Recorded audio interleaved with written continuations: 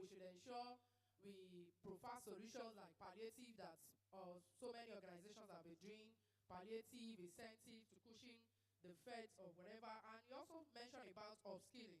Each employee must upgrade themselves. This, which we can agree with me. Then we also use data-driven decisions to do our analysis. Then the last one, we discussed about the HR.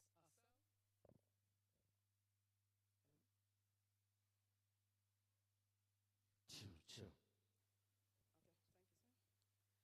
So we must ensure we embrace AI. Let AI work for you. You know, while we were having the lecture yesterday, I was skeptical that, if we embrace AI, won't it take over our thinking? You know, anything you want to do, you quickly run to AI, you won't be able to think again. But while I was explaining yesterday, the guest speaker, Dr.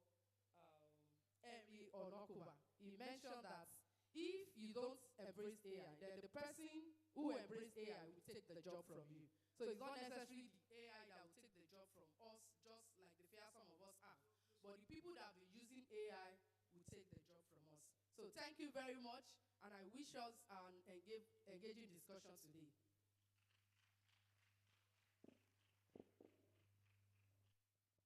Thank you, Mrs. Oluwagbemisola Halakija, for that insightful and detailed recap of yesterday's event. Thank you once again. Really appreciate you. Please, can you put a round of applause for her once again? All right, thank you very much, ladies and gentlemen. At this point in time, I have the singular honor to invite to the podium here, the President, Governing Council of our great institute, Malam Gobre, FCIPM, FNNI, ably represented by one of our elected council member, Mr. Oluwafemi Adeyemi Ajayi, FCIPM. Let's put our hands together for him once again. Please, you can do better than that. You can better that once again. Thank you for honoring him. God bless you, sir. Welcome, sir. Thank you very much. Good morning. Good morning, everyone. Permit me to recognize the head of service of Ogun State and the immediate past president of our institute, who is seated here, the registrar CE, and of course the chairman CIPM Ogun State branch and the chairman of the conference planning committee. I would like to rest on other existing protocol because of our time. Good morning, distinguished colleagues and professionals who are in this room. It is a great privilege to be here this morning to represent the president and chairman of the governing council of our institute, Malam Mohammed Ladan Gubir, FCIPM, FNNI, is unavoidably absent from this event. He sends his regards to all of us. Human capital management sits at the very heart of every organization's success, be it the private sector or the public sector. Hence, it is very apt that we have spent the last 2 days focusing our attention on this very important topic at this year's conference. In today's fast evolving world, managing people is no longer just about recruitment, learning and development, and retaining talent. It is about navigating disruptions, technology shifts, changing workforce expectations, generational diversity, and a dynamic global economy. These changes can call for new strategies, new thinking, and above all, agility. The rapid pace of technological change, artificial intelligence, automation, data analytics are transforming how work gets done. We are dealing with changing employee expectations. Today's workforce seeks flexibility, they seek purpose and well-being alongside compensation. Uncertain business landscape, from economic downturns to global crises, demands resilient HR systems. Scenario planning, data-driven decision-making, agile workforce planning are crucial to navigate these shocks while we maintain operational stability. Our strategy must focus on building a future-ready workforce through continuous reskilling and upskilling. Learning must become part of our organization DNA at all times. Because human capital managers that are working closely with leaders, they must create employee experiences that foster engagement, inclusion, and psychological safety. Hybrid work models and personalized career pathways are no longer optional. They are strategic imperatives. We must carefully align talent strategy with business goals, and we must anticipate future skill needs while leveraging HR technology, analytics, and AI to drive smarter decisions and improve employee experience. We should encourage adaptability, continuous learning, experimentation at every level, even as we foster trust, transparency, and well-being to unlock discretionary efforts. Let us utilize ethics to measure impact, predict trends, and drive proactive solutions that impact businesses positively. As I conclude these remarks, we must be mindful that navigating new challenges in human capital management is not about avoiding change, but embracing it with courage and clarity.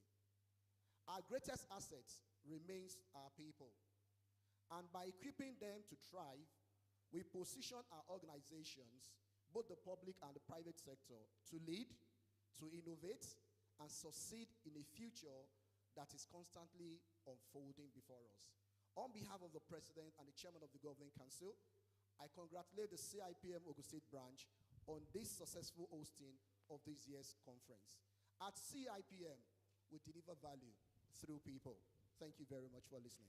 Thank you so much, sir. Thank you for that. It's a message from the president. Please, let's appreciate the president once again. It's not easy to have the president amidst us. Thank you, thank you, thank you so much, sir. We really appreciate you.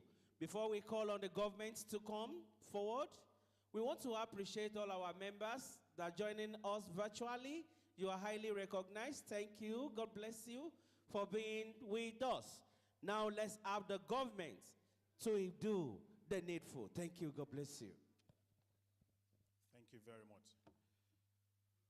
The President and Chairman of the Governing Council ably represented, distinguished members of Cipm, I'd like to register this morning that the Secretary to Ogun State Government, Mr. Tokunbo Talabi, is here ably represented by the Permanent Secretary, Bureau of Cabinet and Special Services, Mr. Olanrewaju Saka, MNI.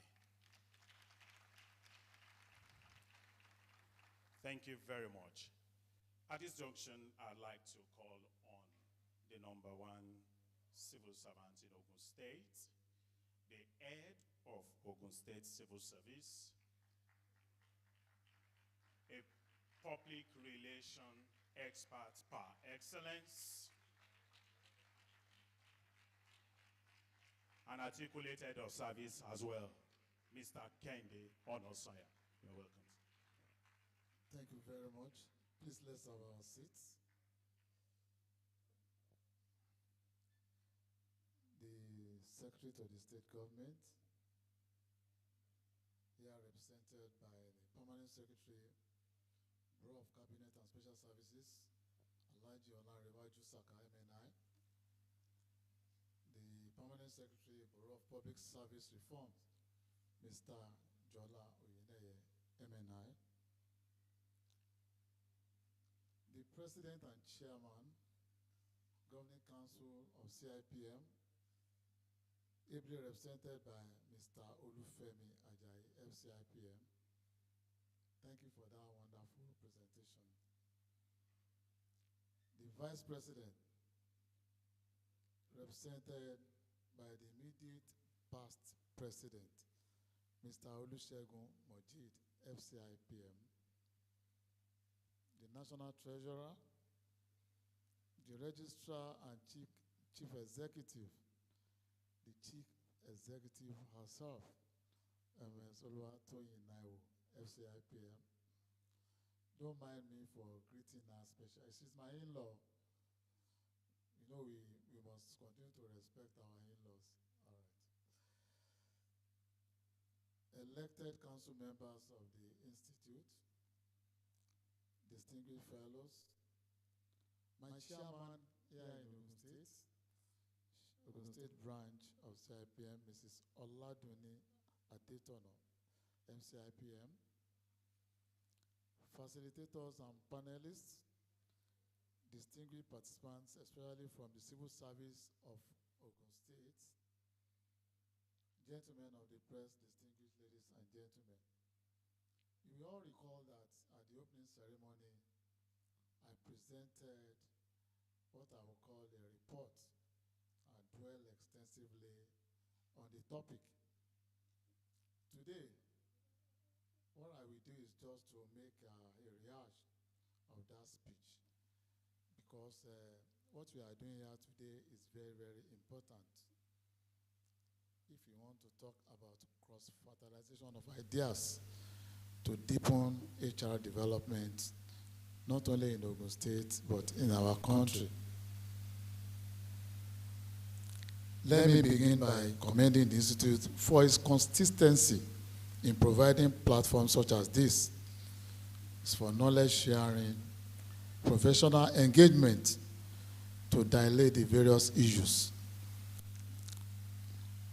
I want to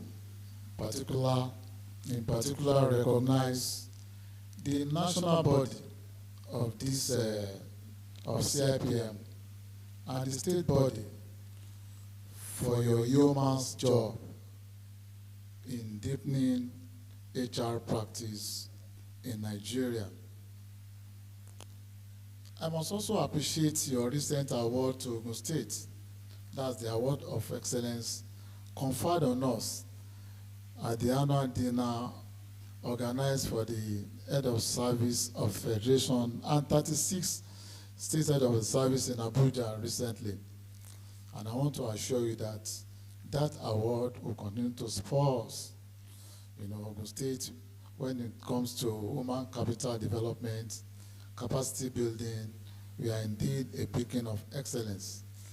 I will not rest on our horse. I think you are going to clap for us for this. Permit me to state that the theme of this year's conference, strategies for navigating new challenges in human capital development, is very, very relevant. It comes as a period when the dynamics of the workforce in Nigeria are undergoing rapid transformation that demands innovative approaches and strategic responses. Human capital management has always been central to productivity in any organization, and even in contemporary Nigeria. It is undergoing significant disruption, and I want you to agree with me on this.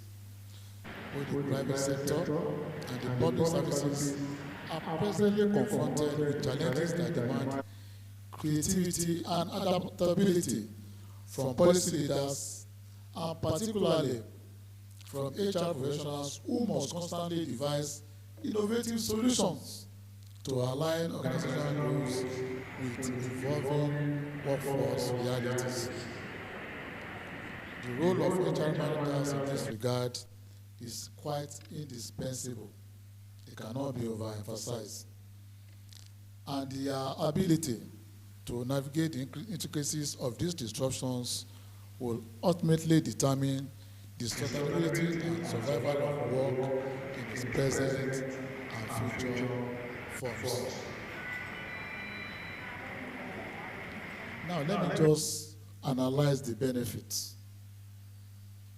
Human resource management provides enough benefits of immense value. Attracting and retaining talents, that's very, very key. Ensuring compliance and managing risks. Fostering a positive and managing productive work culture. And the issue of upscaling, which has been mentioned earlier, it is very, very important. Upscaling is very, very key. And each employee must continue to develop a kind of help development. Upskilling is very, very important. Also, effective workforce planning. That one is very, very fundamental as well. And of course, capacity building. Capacity building is something that you must not toy with if you must continue to enhance smooth operation of government business. And that is exactly what we have been doing in Ogun State, as enunciated during my opening remarks. And in Ogun State, by the grace of God, we will not deviate from doing this. I want to recall vividly that the highest training capacity development body in the country, indeed in Africa, that's the National Institute for Policy and Strategic Studies, NIPS, is currently in Ogun State, courtesy of an institution built by a highly revered traditional ruler, late Dr. Sikiru Kayode Adetono, the Awujale of Ijebu land. We continue to leverage on this school to develop our workforce in terms of human resource management. And just of recent, my colleague, the head of service of Lagos State, led all permanent secretary in that state to have a 1-week intensive course at this institution. This is what we need if we must continue to build strategy in terms of peer review among Southwest states. By the grace of God, other Southwest states are still coming to that institution. We must continue to acquire knowledge. We must continue to deepen knowledge, and we must continue to develop a public and civil service. I mentioned earlier that Ogun State is a beacon of excellence. This is very, very fundamental with the fact that our forebears are indeed, I'm talking of those that came from Western region to Ogun State, they laid a solid foundation for us to build on. And by the grace of God, we shall not deviate from the solid principles and foundation laid by our forebears. Capacity building is the way to go. Human resource management will continue to enhance efficiency and operational effectiveness of government business. Not only government, even the private sector, they are interwoven. And on this note, I want to once again congratulate the state chapter of Cipm for putting this together. And I want to thank you for the award conferred on me at the last edition of this event. It was even, I think I also received an award on behalf of the Secretary to the State Government and His Excellency. I say a big thank you for this. So this morning, my charge is for us to listen with rapt attention. This is not a monologue. Let us continue to cross-fertilize ideas.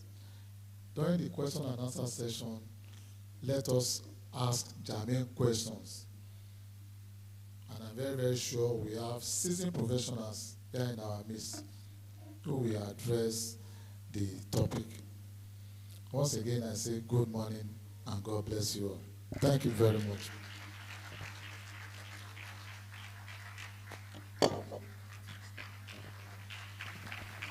Please, let's give the number one civil servant a round of applause. Thank you so much, sir, for that well-delivered speech. It's to encapsulate what the head of service has said. He has emphasized that creating innovation to deal with the disruptions in human capital management cannot be more imperative than now. And he also emphasized that capacity building is the way to go to enhance operational efficiency. Please, let's give it to him again. for that well-delivered speech.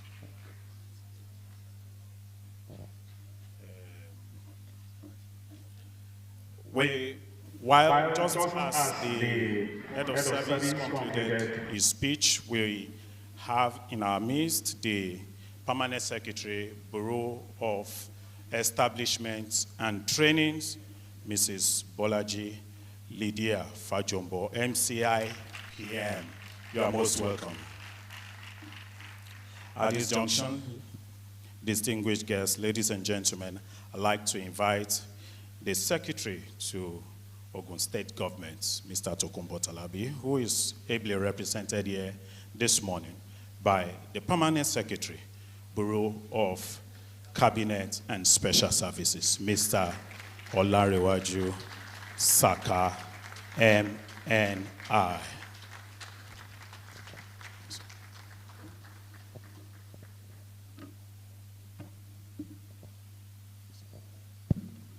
Thank you very much. The head of service, Mr. Kendi Onosoya, the national president ably represented, all national officers of CIPM, permanent secretaries here present, participants, distinguished guests,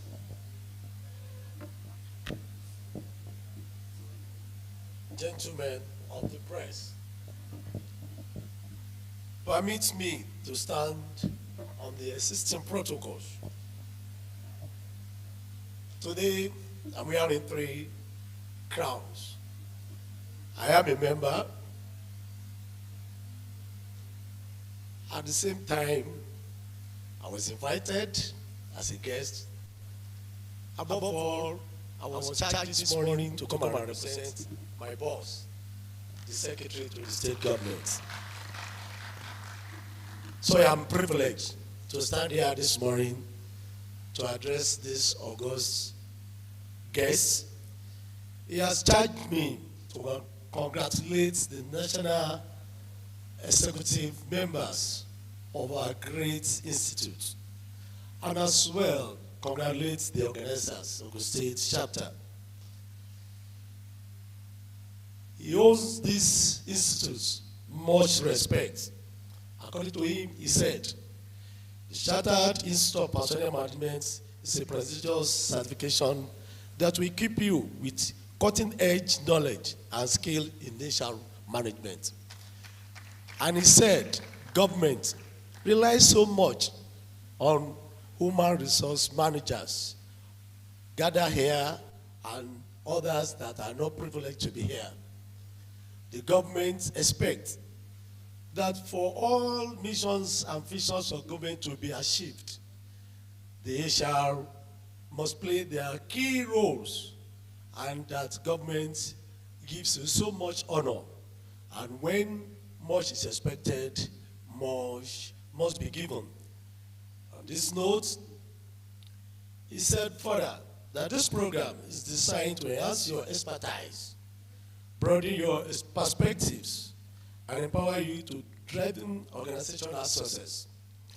We are confident, that is the government, is confident that the insights and best practices shared here will have a lasting impact on your professional growth and contributions.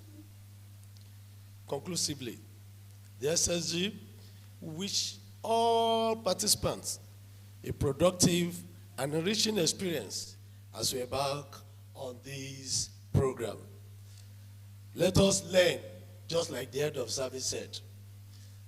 You can never grow if you think you know it all. Therefore, let us grow together and network together. Togetherness, we can achieve more. Thank you for listening.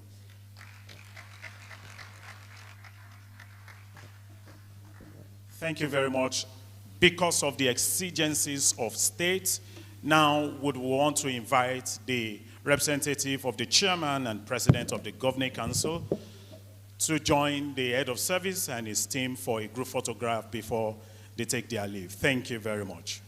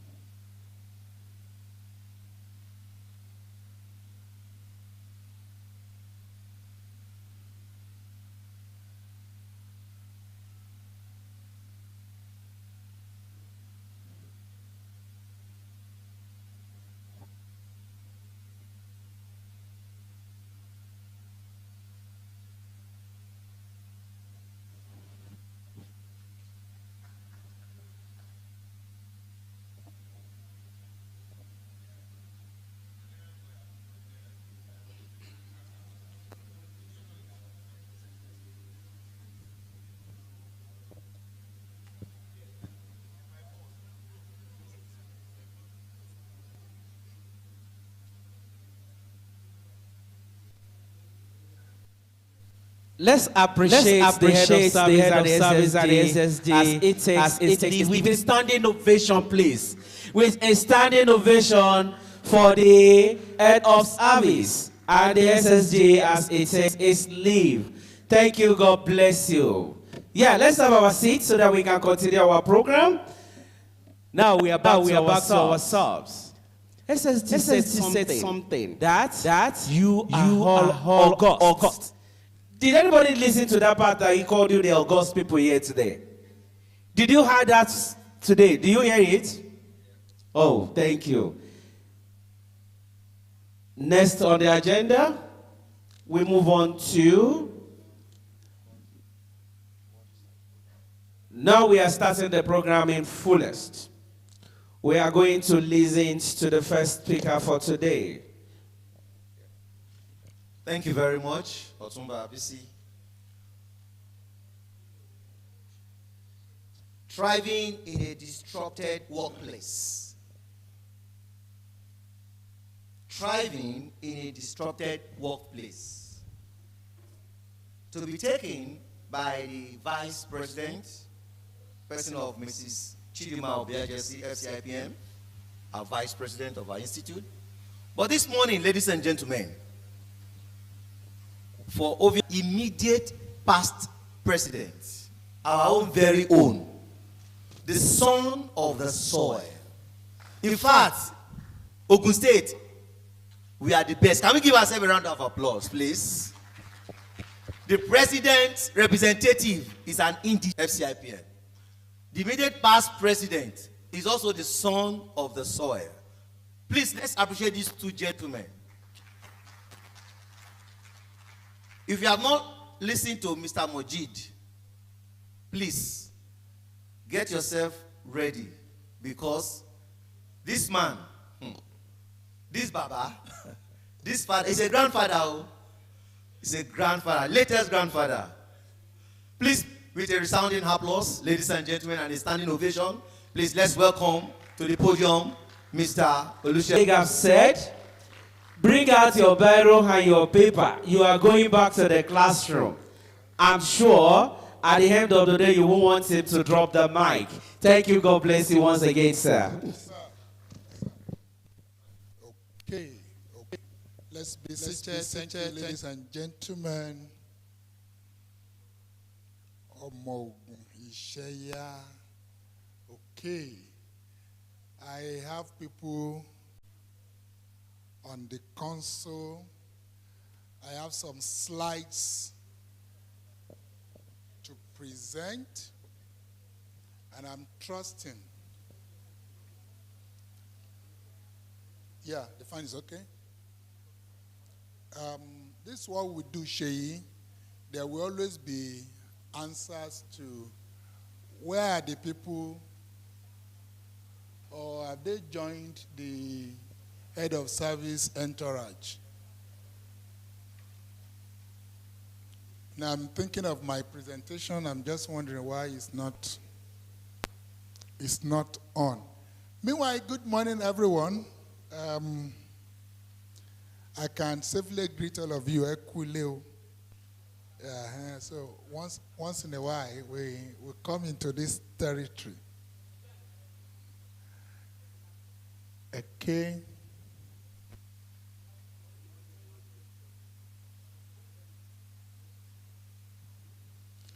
We also try if the prompter can work from here.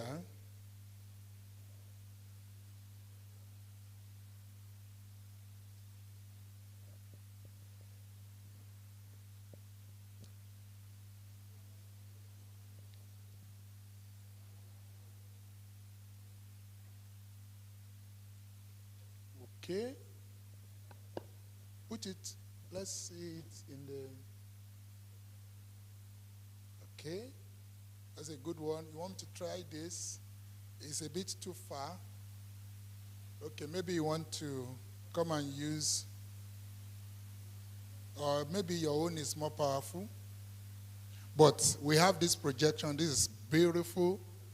I want to say thank you, everyone, for this. This is lovely. It's only to move. Maybe we should be singing the chorus. Next slide. And I was trying to avoid that. The singing of next slide. Okay. I've been given a topic, thriving in a disrupted workplace. Okay, you know, Engineer Sean is the technical advisor. Okay? Yeah, you see? You see, now, when you are big, you are large. I mean, what's the difference between yours and mine? Well, you know what is called covetousness in a positive way. Okay, that's what's going to happen. Thank you, everyone. Thank you for your patience. So I'm glad to be here representing the Vice President of the Institute, Lady Chidima Obiejese. She was bereaved and had to travel. And I was given enough time to do this. So we are well prepared for this. It wasn't an emergency call. Like you heard earlier that I'm a grandfather. So you don't rush grandpas. I was given the time. So again, the protocol has already been established, ladies and gentlemen. Our president is represented here. I don't know why people, Ogun State people, you have decided to rechristen Adeyemi Ajayi. You are now beginning to call him all kinds of names, Olufemi and so on. Yes, there's a Femi there. I think it's Akin Femi. Yeah, I know my people. And he's the one representing, he's also an elected council member. He's the one representing our president today. And thank you for that brief speech. They wouldn't know that it came from you. And because the president gave his own on day one of this conference. Well done. So the head of service has also left, and I greet the rest of you, especially Sean, who is our, you know, we are proud of Ogun State. He's also an elected council member and the immediate past chairman of this branch. I worked with him as a president, and I can tell you he's a stress. But he's a guy who gets things done. So I greet all of us. My chairman, you are back on your seat. I want to say thank you. It's like you are running a national conference. Wow, that's serious. But thank you. Also, it's also good that you made the first 2 days virtual. That is the way we go. That is the way you work in a disrupted environment. You've got to be continually innovative. So I want to thank you for having me this morning. Let me see whether it will. This is a test. Will it play? There's an audio there that ought to play. So if it's not playing, don't bother yourself. We'll move on. We'll move on so that is beginning to show that the videos may not play. And that it will play. Okay, let's move on since this one is not playing. Upfront disclaimer. I want to quickly say this, that guys, we are already in a new work order. We all know that. And I want to say thank God with sympathy for the lives lost during COVID. I want to say thank God that COVID came. COVID promoted us. COVID catapulted us years ahead of where we should have been. So this subject also presupposes, if we are talking about disrupted workplace and you are seated in this room, it presupposes the fact that you are in that work space or workplace. So again, I want to say this, that the topic given to me, if you use your AI now, whichever of them, or Google, it will give you thesis enough to even get a PhD. So, in other words, I'm not talking about anything new under the sun. It's something any one of you seated there could have done. However, permit me to differentiate myself, because that is how to thrive in a disrupted economy, in a disrupted workplace. Differentiate yourself. Bring something extra to the table. So I have come to share experience with you. All questions can wait. Note that one in red. The work, okay, what do I call it now? I would rather use the workspace. The workspace has expanded beyond what you used to know. That's Sean for you, is the one. It's not me. The workspace has expanded beyond what you used to know as the workplace. 11:49 p.m. last night, Sister Dune was still working.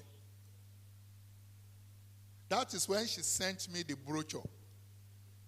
In the olden days, by 11 p.m., you are sleeping and snoring. So we need to know that the workspace has expanded beyond what we thought it was. Now, you know now that your work starts from when you leave your home. Not only that, yes, there are cases decided on that. Not only that, now your workspace is all over your room. I don't even know what some of us do in the house again. We are now practicing presenteeism in our own home. We are there, but we are not there. We are sending the children away. Don't come and appear in this camera. I'm busy doing a meeting. That thing, we need to find solution. Okay, some clarifications. The first word in today's session is thriving. What does it mean? It means prosperous. It means growing. It means flourishing in spite of all odds. No excuses. Thriving. It means you must succeed. I won't say at all cost, but in spite of all odds. That's one. Now, this is the one I love. I've been asked to speak about disrupted. But then before disrupted, which is a past tense, there is disruption. Take note of what it says. A radical change to an existing work order, industry, or market due to, it could be digital transformation. Thank you. Adeyemi, you mentioned some of those things while you were here. It could be a change in the economy. It could be just a statement. Fuel subsidy gone. That could actually, are you listening to me? Destruction. And of course, disruptive, causing or tending or having the potential to cause disruption. And now you now come to disrupted, the one that appears in my topic today, interruption, by causing a disturbance or a problem. I'm not going to really dwell on that. And I want us to, let me see, yes, I can use this. I want us to take note of these two, disruption and disruptive. And do not forget, I said we must thrive in spite of all odds. Thriving. You want to thrive? First, ladies and gentlemen, be disruptive. Don't forget that for us to be talking about disrupted workplace, you are part of that workplace. Guys, easy now. I gave you this in almost an hour before this program started, though.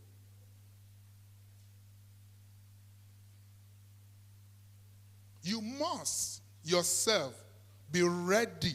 And if you remember the definition of disruptive, that you have the potential to cause disruption. And what do I mean? Let's look through. Differentiate yourself. Do something different. This is the way we have been doing it. No. Can you look for something else? Some other ways to deliver value. Your thinking ability must constantly, your antenna must constantly be up. Okay. Innovate. I'm coming to that in a moment. Strive to be the best version of you at every point in time.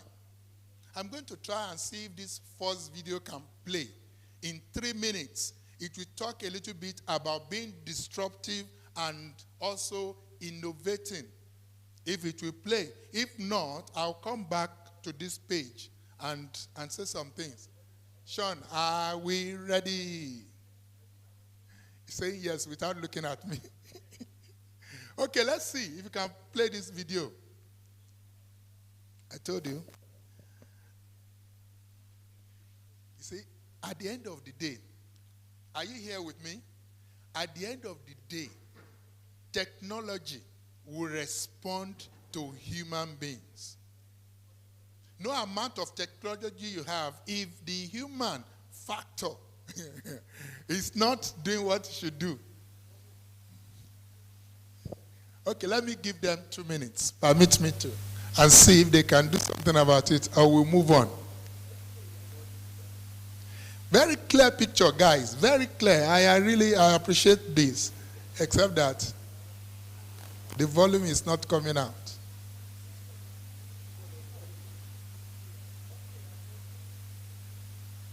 And it's playing seamlessly.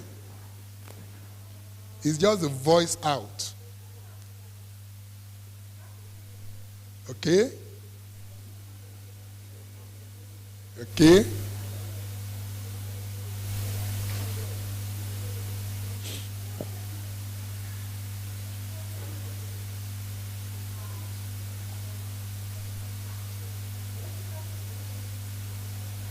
And I have like 3 of such videos to pass my message within the time allotted to me. Something is touching somewhere. Okay.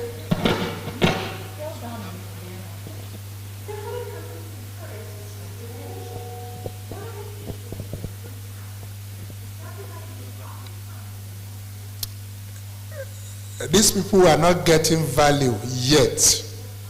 I can hear it because I am familiar with it. I can hear it.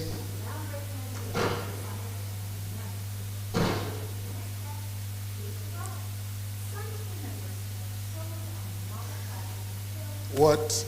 I know what is going on in your mind, that when next they are inviting me, they will ask me questions.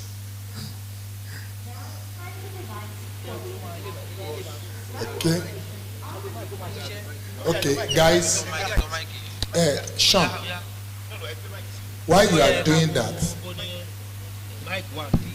and the problem is, if that video does not play, the next slide may not come up.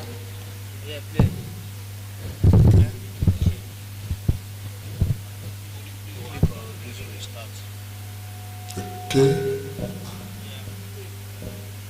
Hello. You want to try use of microphone? Sir, let's try it before we start, sir. Okay. I'm trying to see.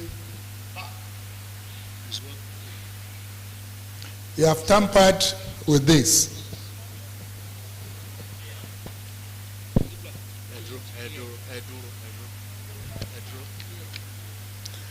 Okay, escape and project again.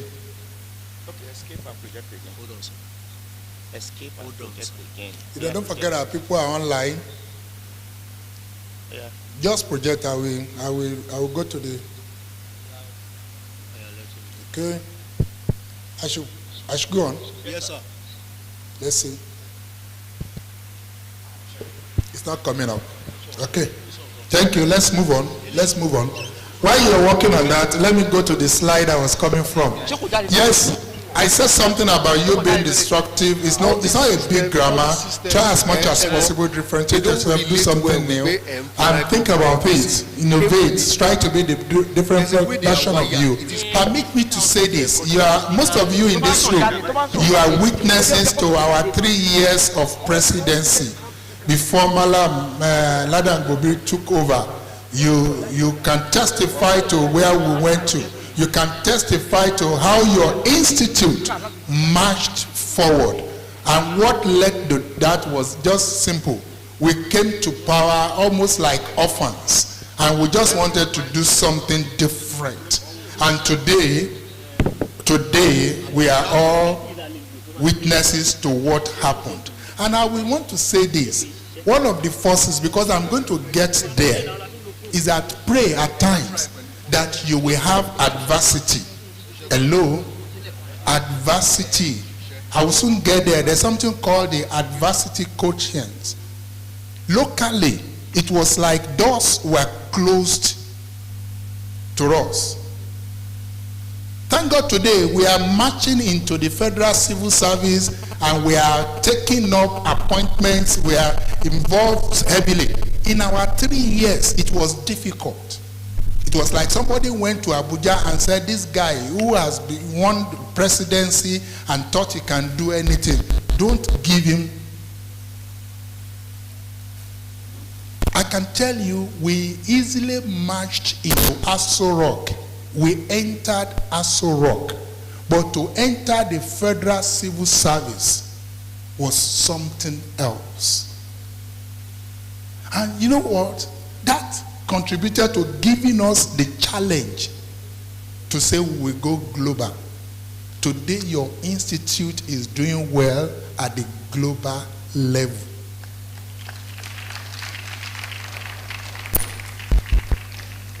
Young professionals that are CIPM certified are now being, recognized abroad with the collaborations we are having with the CIPD UK, CPHR Canada, and others. HRPA Canada are queuing up. It was CPHR Canada who wrote to us by themselves after they saw what we did with CIPD. You've got to be disruptive. Let me tell you, we started that move locally.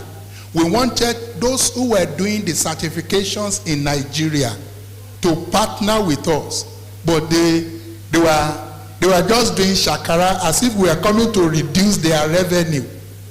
And then we went to the UK, from there to Canada.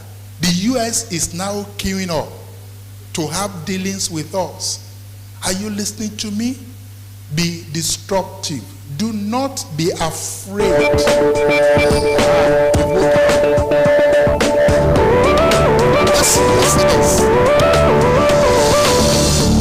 Disruptive innovation. Consider writing a document before computers, carefully hitting each key of a typewriter, desperately trying not to make a mistake. Mistakes meant having to use whiteout on words, or even worse, start from the beginning. Now go even further back, before the typewriter. Go to printing presses, pens and pencils, inkwells with quills, and finally, all the way back to stone tablets and chisels. Clearly, innovation radically changes behavior and transforms life as we know it. Now consider the question, what is disruptive innovation? Let's start with the definition. Disruptive innovation is innovation which creates new markets by disrupting existing ones through the introduction of revolutionary products or services. When you think of examples, a number immediately come to mind. Of course, there's Apple, first with the iPod, then the iPhone, then the iPad. Their disruptive innovations cause other companies to scramble to emulate their technology. Another example is YouTube. However, in this case, other companies have not produced viable products to compete. As a result, YouTube still dominates their market. So how do companies encourage disruptive innovation? One of the keys is to recruit talent. Disruptive ideas often come with enormous risk and expense. It's vital to have the right people working on unpredictable projects in order to minimize challenges. Remember, developing groundbreaking ideas requires a dynamic team. The next step is to create the project. Assign team members to work solely on the novel project until it reaches completion. Ensure they stay connected to company strategies, but understand that the success of their project is critical. Now it's time to provide support for the project. Disruptive innovation often requires a significant financial investment. Research and development are crucial for success. Ample funding needs to remain available. Abundant resources and tools enable team members to succeed. Finally, monitor progress. Define goals and set deadlines. Check in frequently with team members. Keep communication open at all times. and be ready to lend assistance when necessary. If ultimately a project just isn't viable, be prepared to put an end to it. Disruptive innovation comes with great expense and risk. However, without it, you'd most likely still be using a stone tablet and chisel. Sometimes the risk is worth the opportunity to change life as we know it.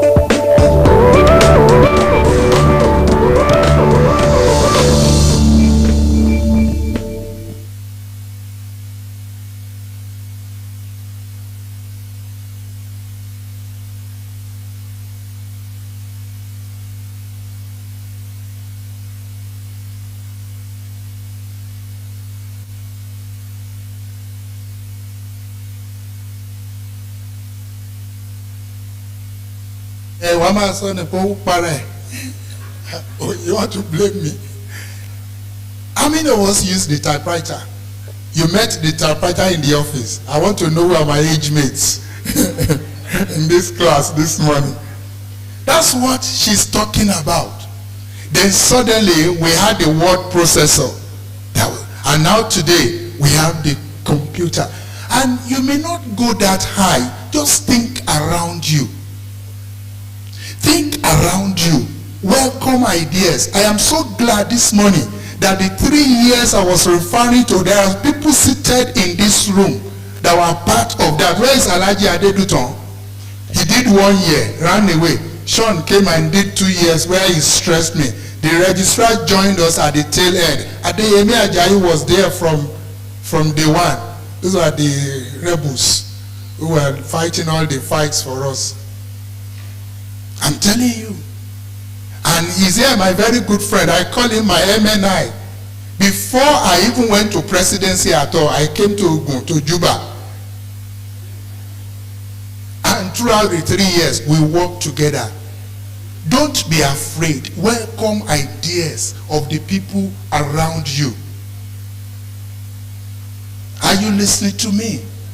Be disruptive. Look for a way to do things better.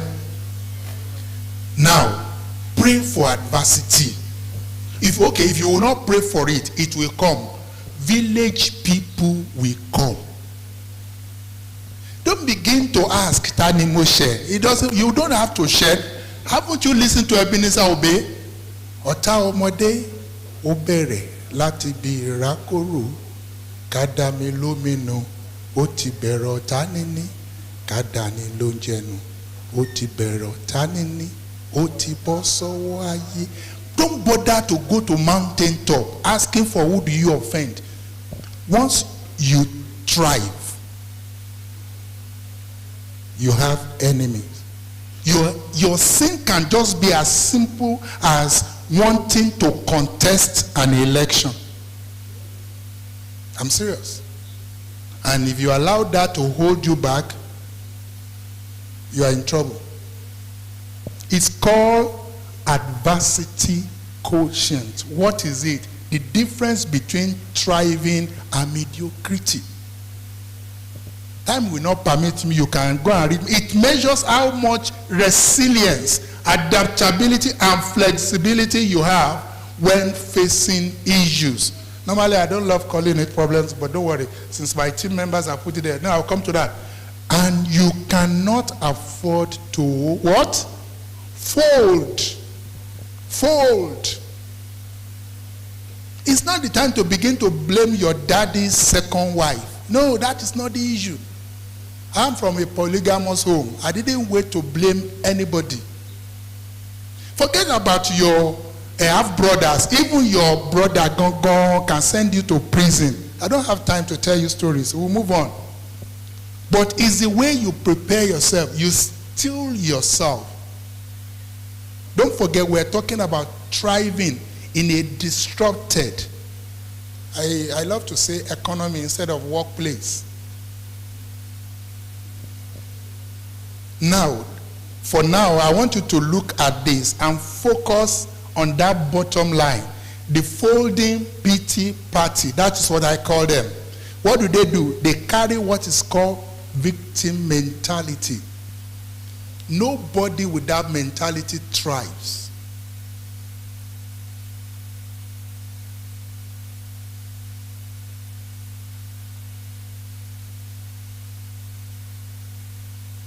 technology is this?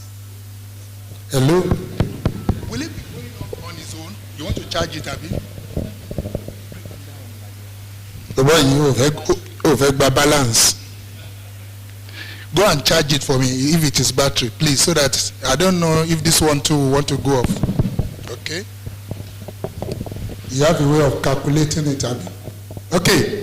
The forwarding PT party say no to victim mentality. Don't allow yourself to be boxed into a corner. I will come back to the upper side later on. Let's move on quickly. What do they do at that party? You know, they wait and see whether an issue happens. No, confusion. They don't know what to do. It is not my job. They are either denying. They said there's going to be some right sizing, and he's busy saying to fiakwa, shame to the devil, and so on and so forth, instead of finding what to do next. And what do they do at their pity party? They stay below the line. They don't show up. You don't find them. When you find them, they have been they have been, afflicted by what I call excusitis. That is the disease of people who love giving excuses.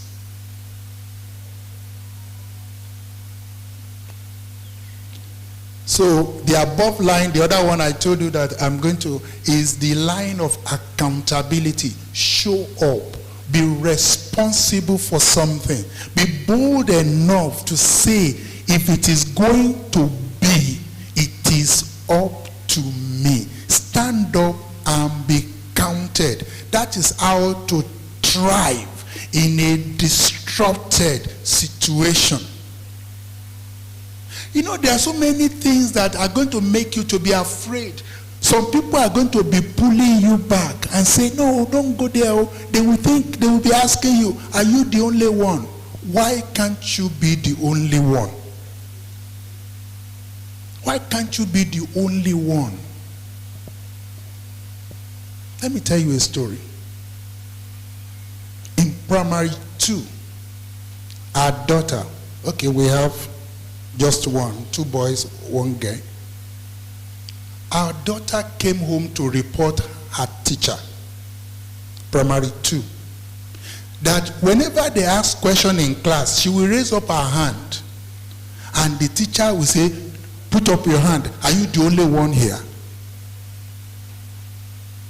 Guys, me, I went to that school. I changed her from primary 2A to primary 2B. Yes. Don't kill her star. By the grace of God, that girl went on to study pharmacy, graduated 1st class, and did medicine. She's today a medical doctor. Hello? I don't know what would have happened if that teacher, are you listening to me? It is LEAD. We call it in our company the lead way. See the issue, own it. Own it. Own it. And then what do? You solve it. But then it doesn't solve at solving level. You go and execute your solution. The problem with this nation is not lack of brain. We have brains in this land. But the issue is lack of execution, the execution prowess. Let me move on quickly. So you can find that even if you go, I think if you, AI can give you this 16 best practice of accountability. Let me move on. The next thing I want to say is that we must learn to navigate uncertainty. Thriving in a disrupted workplace, we must learn to navigate uncertainty by being open-minded to change. Please, I have not come to this class this morning with this. I'm sure you are familiar with this volatility, uncertainty. I left that about 10 years ago because I cannot be coming and be talking about problems, volatility, uncertainty, complexity. No, we have gone beyond that. There must of necessity be a right of way, and that gives way to this: vision, understanding, clarity, agility. If possible, call it VUCA plus. And resilience is a simple vision. It could be at the personal level, it could be at organizational level, wherever you have influence. Let there be vision so that, haven't you heard, people perish for lack of vision. Do you have the understanding of the time we are in? Before you join social media and all, you are throwing your mouth anywhere and so on and so forth. Now, I've not had people talking, because I pay school fees in dollars. I know what dollars is talking about. But then, I've not had anybody talking since dollars started crashing. I've not had anybody coming to say, things are, no. Because all they want to hear is negative, then clarity.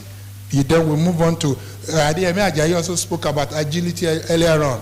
So being open-minded to change. Let me spend the next 3 minutes to see whether this video can tell us, what do you do? You need to change something to something. Okay, let's hear this. How do you handle change?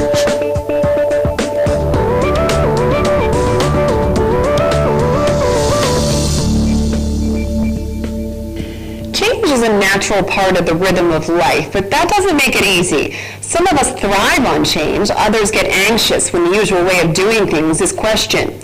Change in the workplace may cause stress, but it also leads to greater productivity, innovation, and a competitive edge. We can alleviate our anxiety when we learn to see change as positive momentum in both our business and personal lives. Here are 6 ways you can handle change at work.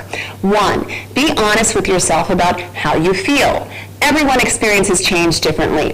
Whether you are excited or anxious, your feelings are valid and normal. Major changes such as relocation, mergers, downsizing, or new management can be huge life stressors. Understand that what you are feeling is to be expected. It may help to remember that others are experiencing these feelings too. 2, change your mind. Don't dwell on the negatives, such as how long it will take to learn a new skill, the inconvenience of changing your routine, or the hassle of moving to a new workspace. Instead, focus on the positive side of change. How will it make you more efficient?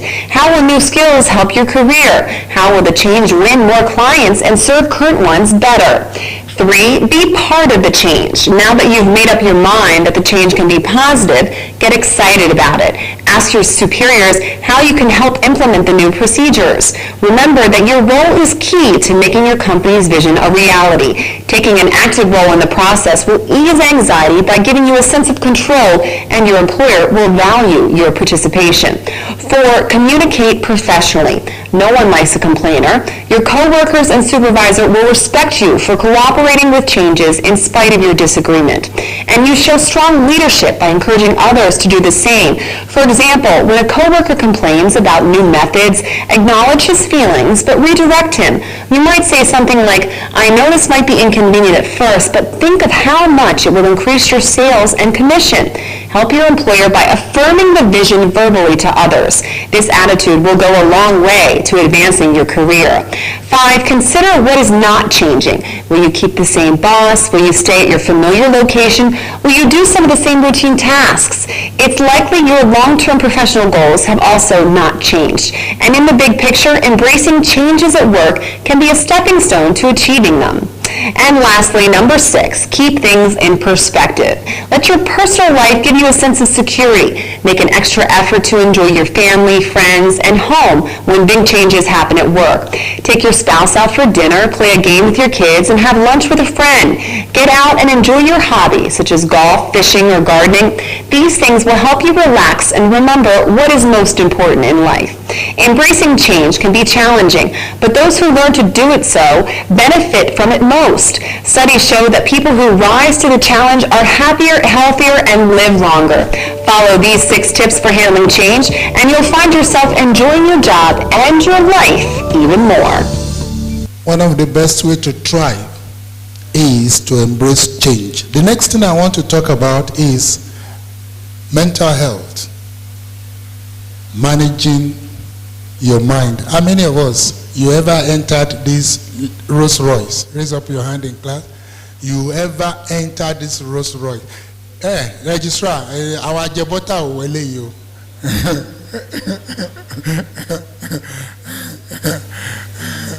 And you know that in those days, in fact, the way she is looking at the Rolls Royce, he's so, okay, what is, now, you know that we have these inscriptions, Abi. Can you give me 1 or 2 other inscriptions that you know that were written on this vehicle in those days?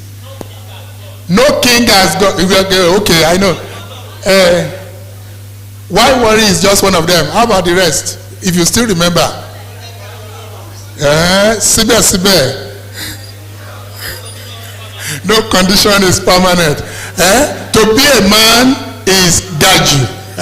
So, but what this morning, I just want us to, because we may say everything, and at the same time, also only the living can thrive. Are you getting me? Only the living can thrive. So we need to manage our health. We need to manage our mind. The question is, why worry? You either act on your worries or you drop them. It's of no use. And I have this very simple schematic. Just to yourself, stand before the mirror. Ask yourself, what am I worrying about? And then follow it up. Is there anything I can do about it now? If to yourself you are sure there is nothing, then why kill yourself? Stop worrying. If there's anything you think you can do, write it down. E.g., I know these days now, people get big salaries. Not in our days when you will receive 300 naira per month. People get big salaries these days. You wouldn't have issue paying school fees. But imagine that is a problem to anybody here. And it's not because of the money. It's because they call your children out in the assembly that they are owing, and you feel ashamed. Why should I worry and kill myself about that? So what did I do? I wrote to the principal. The first day the children are going to school, I wrote, please do not call them out of the assembly. Give me 6 weeks, I will pay. So 3 weeks into resumption, they started calling them out for owing. And they didn't call these children out. So when their dad or their mom went to pick them in the afternoon, they were old enough in primary school. They said, thank you, Daddy, so you have paid our school fees. They didn't call us out today. But that was a problem solved, because your worry was not even the money, but the fact that they called them out. Everybody will see them. Neighbors will be talking about it. You know, that kind of thing. Okay. So please, question 3 there is there anything I can do right now, even if it is a letter you want to write, or you want to make a call to somebody? And at the end of the day, there's no need worrying. Because do you know what worry does? Worry either brings you anxiety or depression. Anxiety because of it is an upcoming event. Depression because the event has passed. So ladies and gentlemen, drop all worries because it is pointless. Still on mental health, I'm sure my friend, my MNI, is familiar with this. I know a lot of money has been spent on growth mindset. But that is not my destination this morning. This is my challenge. But that striving now is demanding for more. For instance, if you read that clip out very well, it's talking about I can do this. I can run through a troop. I can jump over a wall. Serious? Okay, I will finish before then. That is what the growth mindset does, and it is fantastic. It helps. But I can tell you, it only helps to lay the foundation, to develop yourself, for you to be disruptive. Fantastic. But it is time to move on. It is time to move to the next level. Ladies and gentlemen, I present to you the outward mindset. Courtesy of, but before I go there, Jack Welch said, this is the reason. Before you became a leader, success is about the growth mindset. It's about developing yourself. It's about equipping yourself. But when you become a leader, when you begin to thrive, when your village begins to wait for you before they start a meeting. Hello, did you get that message? Then success becomes something about growing others. The growth mindset, courtesy of the Abinja Institute.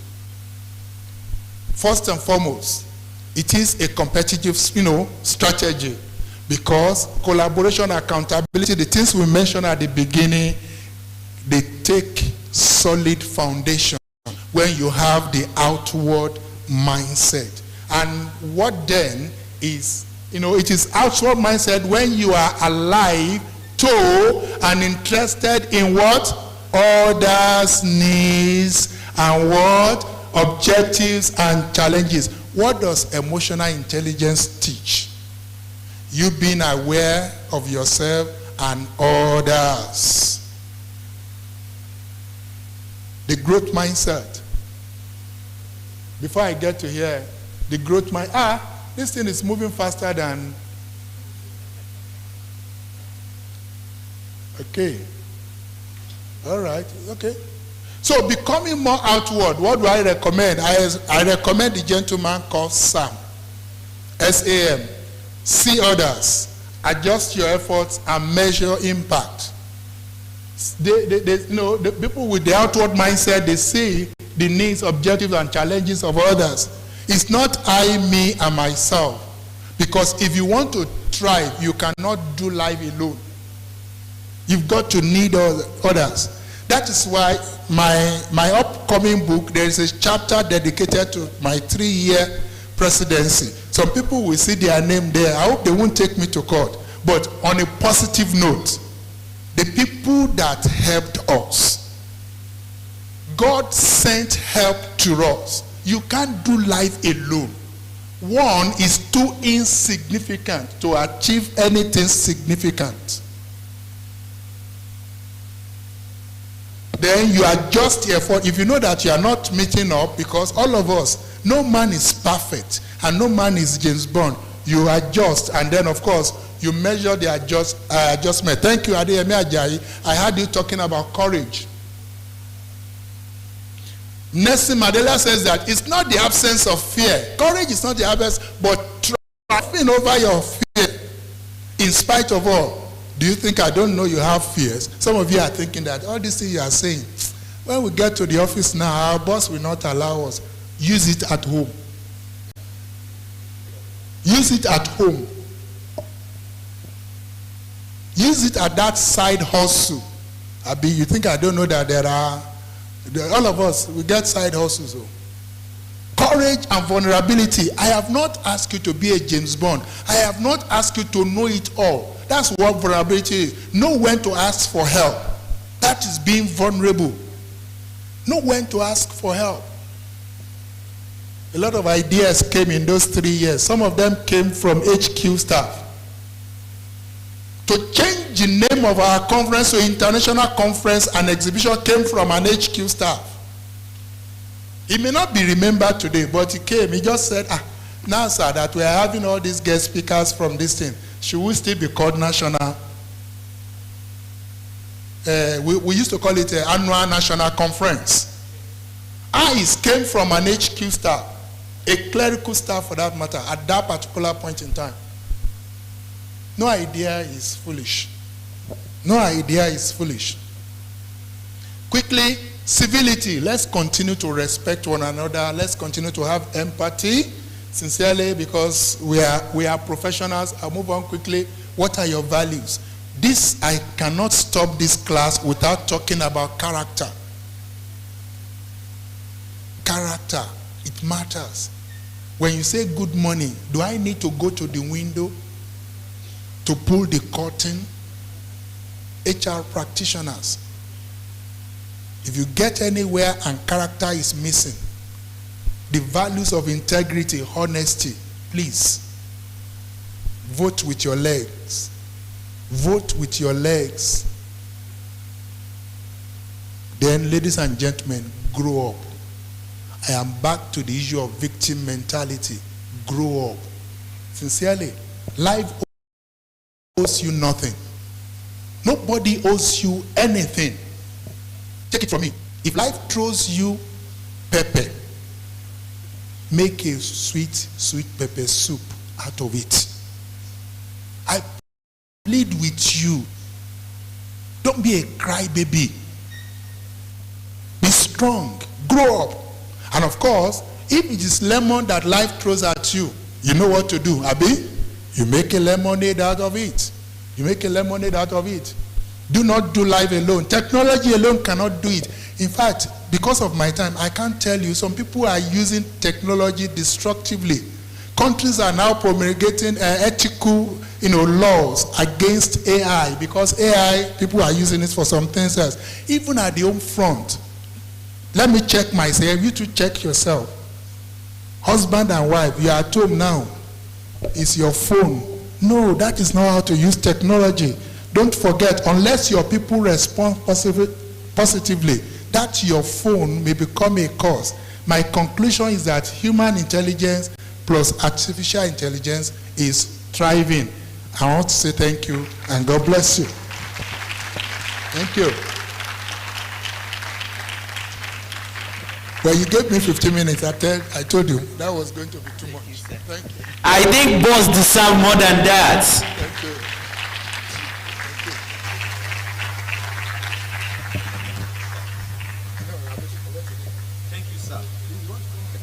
Please.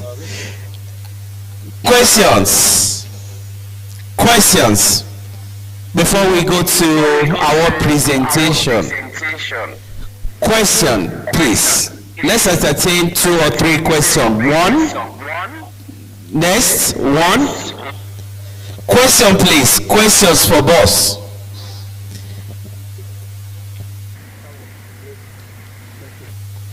Any other question? Any other one? 2. Mr. Larry, okay? 2. One more question, please. Okay, that 2, please. Dr. Akitide.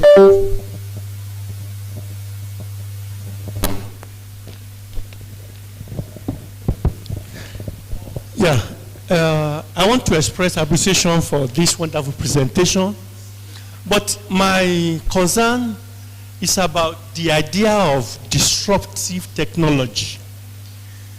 It is okay when the idea was just coming up because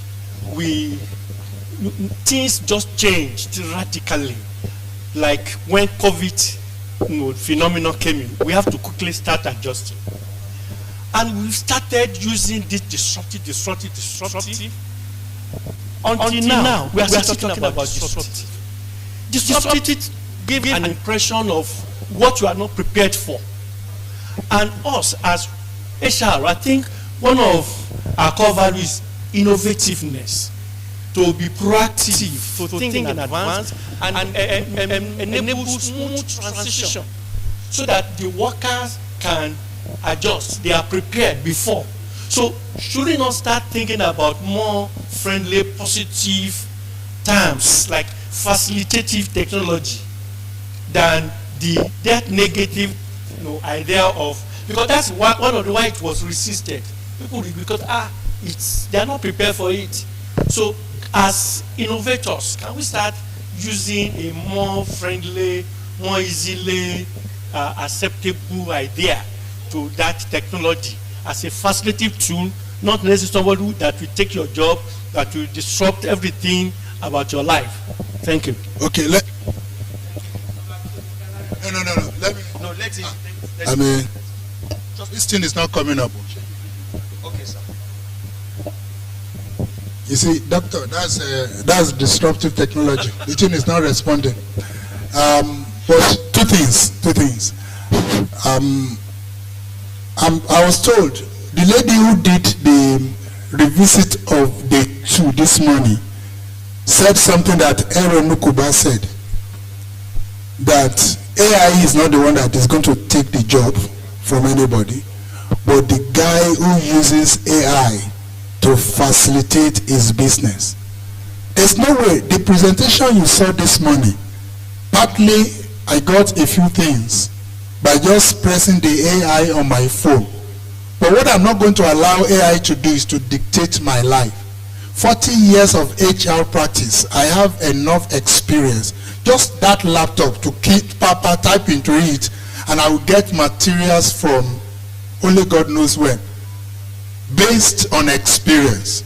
That is using AI. Of course, you saw those videos too. You can't find any of those videos on the internet. They are not. So that is where I come in. They are not AI generated. They are proprietary that we paid a lot of money for to get. That's another leg. Another thing is that my generation should be very careful, because, and that includes you, and so on. We run businesses, and we've got to use. I'm coming to the last part of your question, which is just semantics. I'll come back to that. We must not be left behind. In the Southwest, they say, hey, it's not going to happen. So, to do that, we've got to leverage on AI.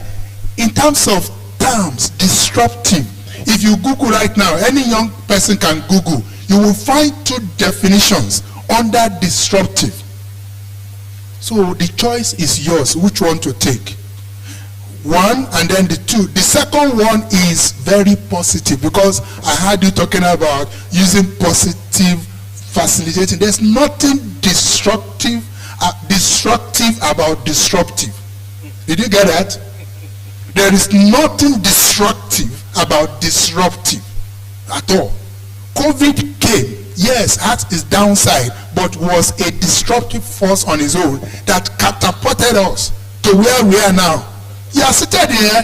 If you look at the people connected online, somebody called me this morning. Where was he? In Rwanda, Kigali. We spoke this morning. He said, I have the link. I said, did you pay? He said, somebody sent it to her. I don't know whether the person is on this call. Because being the vice president of African HR Confederation, we have such connections. Since Ogun State didn't ask me to post their link, I didn't post to anybody. So that is the level we are in. And that is why even when you want to break into tongues, making this kind of presentation, you now have the consciousness that people are connecting from Canada. People are connecting from the UK, even to Ogun State Conference. So that is how this thing has really helped us. Chibi, I told you earlier that Canada, it is what was that message that they sent, that they want to collaborate with Cipm Nigeria. So let us take the positive aspect. Government is also looking at enacting laws for those who are misusing AI. It's already happening in other countries, but you know us in Nigeria, we have a way of taking our time. And so, and I hope that they wouldn't have we wouldn't have lost life. On CNN, they've taken open AI to court, Abi, because some children are committing suicide by what they are getting on open AI. You see what I'm talking about? So, but for the description, believe me, disruptive is not negative. It's not negative. The other one? Is this the same mic? Okay. No. Yeah. General Secretary, don't speak grammar. Who gave you microphone? Thank you so much, sir. Thank you so much, our IPC. Sorry, thank you so much. That was a very great intellectual meal for us. So, my question is this: you know, as you are ending the presentation, you told us that HI plus AI equals thriving.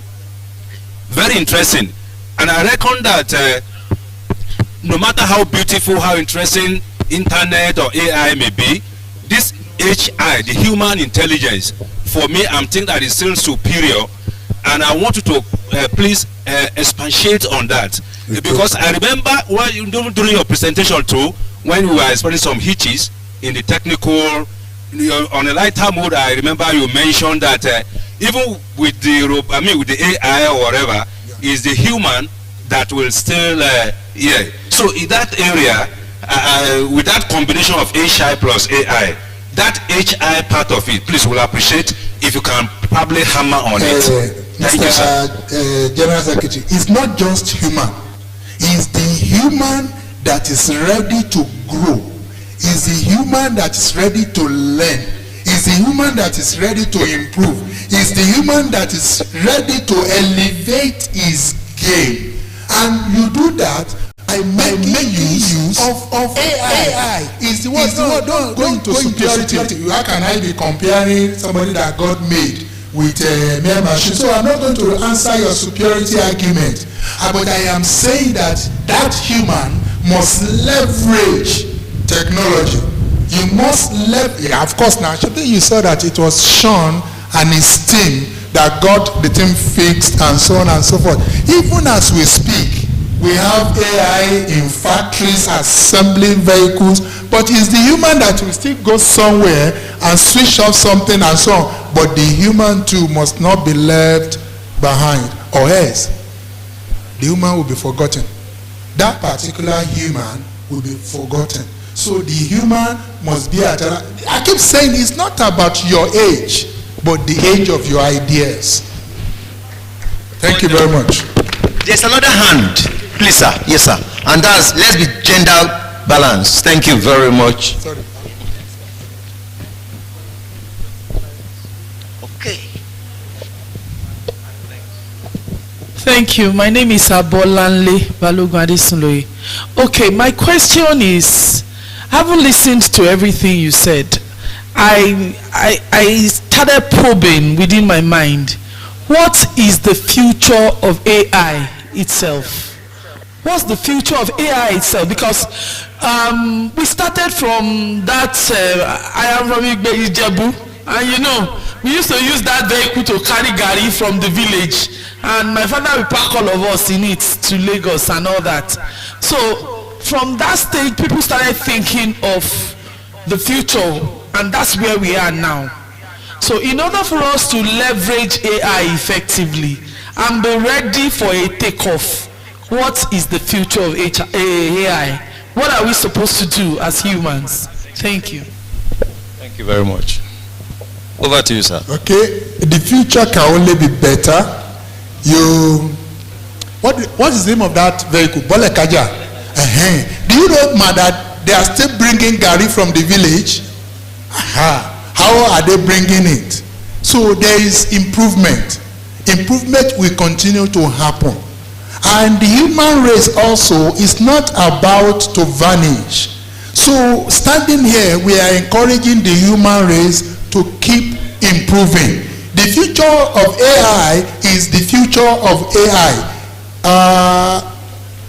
They will be moving from one level to another. This is not how we started. The first video we played spoke about the typewriter, the word processor, and so on and so forth. Then we have Apple coming in, we have YouTube coming in, we have whatever we use now as a camera coming in and so on. Don't be like the BlackBerry, don't be like the Nokia. So the human race must continue to improve. The day a man stops learning and applying his learning, the man starts to die. Are you listening? God bless you. Okay, hold on, sir. It's becoming more engaging, sir. There's another question, and this is the last one. Your name? Thank you, IPP, for that brilliant presentation. My name is Dr. Ajiboye, Cipm. We're talking about being disruptive, doing things differently. I'm not sounding political. Pre-independence, all successive governments have been doing things the same way. For example, we've been subsidizing fuel, subsidizing exchange rate, subsidizing everything. Can we now assume that this government has been disruptive? Pointing the fact that you said subsidy gone. Now, should we now begin to have faith or confidence in the government that being disruptive could scatter things, but are we, what's your position? I want to, thank him. Who gave him microphone? Like I said, he's engaging. That is your own. Come back in 2026, I will answer your question. Because after all, we were having a discussion, myself and my MNI. We said, this year 2027 has taken over the airwaves so much that we forgot that we are even in 2025. 2026 is still there. Don't worry, when I come back here next year, I'm serious, I will answer that question. I'm not answering. Thank you very much, sir. Please, a round of applause for... A round of applause for him, please. And I understand better why he's not answering that question.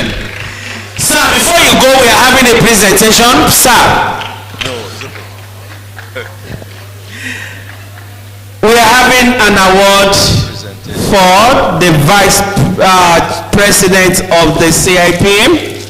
And to present this award, we'll be calling on our elected council member, who also double as representative of the President and Chairman of the Boarding Council, Mr. Yemi Ajayi, FCIPM.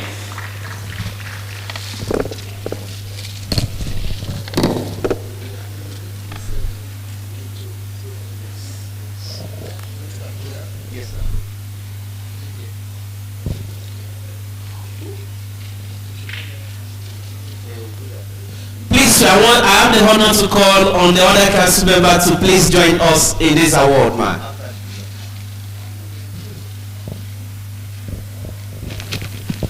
When human intelligence is combined with artificial intelligence, then you are bound to thrive.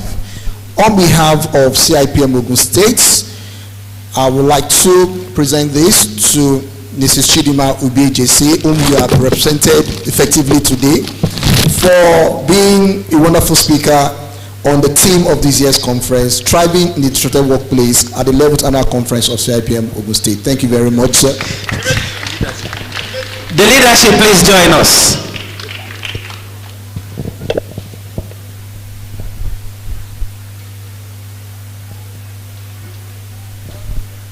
Dimeji.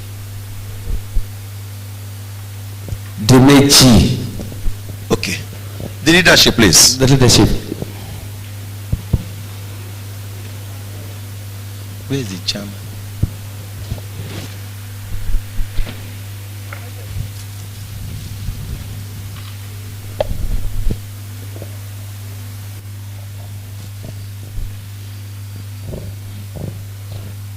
Yes.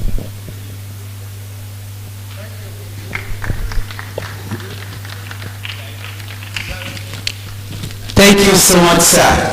Sorry, sir. Why Mr. Majid was presenting on behalf of the Vice President, we have one of the big fish that joined us. Please, anywhere you are, you just stand up for recognition as we welcome Dr. Peter Ogunkunle, FCIPM. I come, sir. Thank you so much. Please, can you come to the front, sir? Please come. We missed you. Come. Thank you, sir. Thank you. Please, let's give him a round of applause as he moves forward. Dr. Peter Ogugule, thank you for coming. Thank you so much, sir. We are not going to waste much of our time any longer. We move on to the next guest speaker for today. And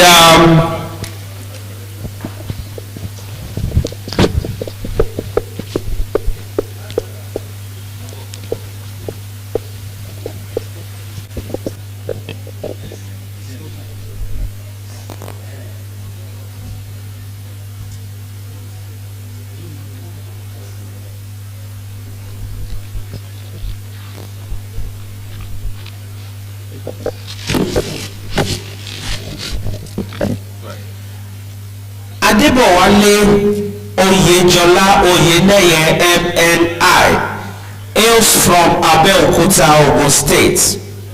He started his educational journey at Christ Church UNA Primary School, Ebute Metta, Lagos,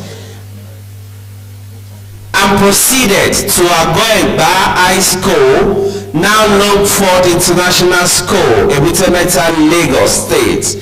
He graduated from the University of Jos Plateau State with a Bachelor of Science degree in Economics Education. He obtained a Master degree in Personnel Psychology from the University of Ado-Ekiti, now Ekiti State University, in 2007. Oyeneye is a prominent member of several professional bodies, in some of which he holds leadership positions. He was chairman of the Nigerian Institute of Management, Chartered Abeokuta. He is also a fellow of the Nigerian Institute of Training and Tradition and Management, NITAD, a member of the Chartered Institute of Personnel Management of Nigeria, fellow of the Institute of Corporate Administration, and the Administrative Officers Forum of the Ogun State Civil Service, where he was the forums coordinator and has supported the professionalization of Administrative Officer Cadre in Ogun State Public Service. He is happily married for over 3 decades to Dr. Olufunke Oyeneye and are blessed with children. He likes singing praises to God and traveling as his hobbies. He is a disciple of Jesus Christ and the Pioneer State Coordinator, Fellowship of Christian Workers of Nigeria, Ogun State Chapter, comprising departments and agencies of federal, state, and local government across Nigeria. Join me as I welcome the eminent Dr. Oyejola Oyeneye MNI. Thank you. God bless you for coming, sir.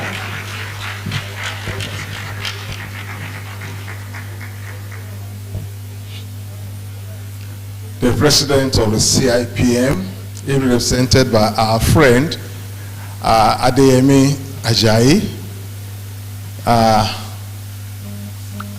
our registrar.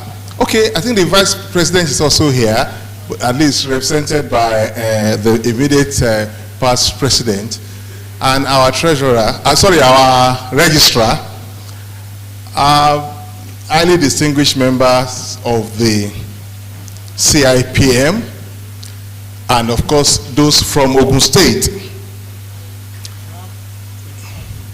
Okay, it is now that the law has been changed when it gets to my own turn. I also want to recognize in no small way my colleagues who are here from the Ogun State Public Service. Please rise for recognition, please. And your hands together for yourselves. Thank you. I really appreciate you. Please sit down. During that introduction, of course, he missed out something so that we will not waste time, and that's the fact that I am also a member of the National Institute for Policy and Strategic Studies. Ogun is costly and is time-taking, so I would like that be mentioned all the time. This morning, okay, I think we're already in the afternoon. We are going to be looking at some of the issues already that we have started. The 11th anniversary of the Ogun State branch is so significant because we are getting somewhere in the age by which the public service is playing prominent role even in what we do. So that is why I'm so happy to be part of this and to really appreciate everyone who has been working on this. Now, we are looking at the effects of reforms on human capital management and service delivery in the workplace.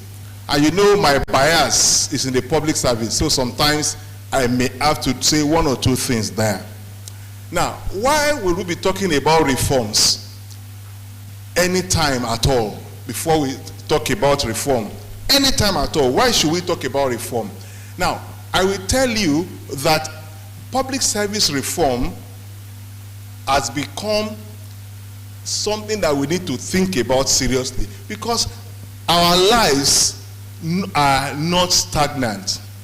We started by saying Ogun State government, for example, Ogun State, for example, started in 1976, and the government that was constituted for Ogun State at that time would not have been this size. This, you know, the population is small. Then the dynamics of the population also has changed so seriously. Let's look at it from this point. What is the population of Ogun State? What was it then and what is it now? Ogun State is already talking about something close to 10 million people. And apart from that figure of 10 million people, the kind of youth that you see in Ogun State today are not the same that started with the Ogun State people, with Ogun State itself. Those, like my sister who was using the vehicle that was shown here, were the kind of youth, they put them in that vehicle with Gary and move them around. Try to move this youth of today with that, whether they will come with you. So the public service has to continue to change because the system everywhere, whether it's in your organization or wherever it is, will also need to change in that line, because if you don't change, they will gravitate towards those who are ready to change. I want to tell Doctor, sir, you know, destructive, like you are saying, it's not destruction. It's just innovation, inventive, moving somebody's chips, hoping that that person will come and find his chips. If you don't go, you are done for. The current president of India said something. He said that, oh, I hope, but this is still working. Is it off or on? Please, I'm going back, please. I'm going back to what, please, help me running from there, because I don't know whether this thing, like my friend once told me, has a mind of his own. So the president of India, okay, we are back there. Sorry.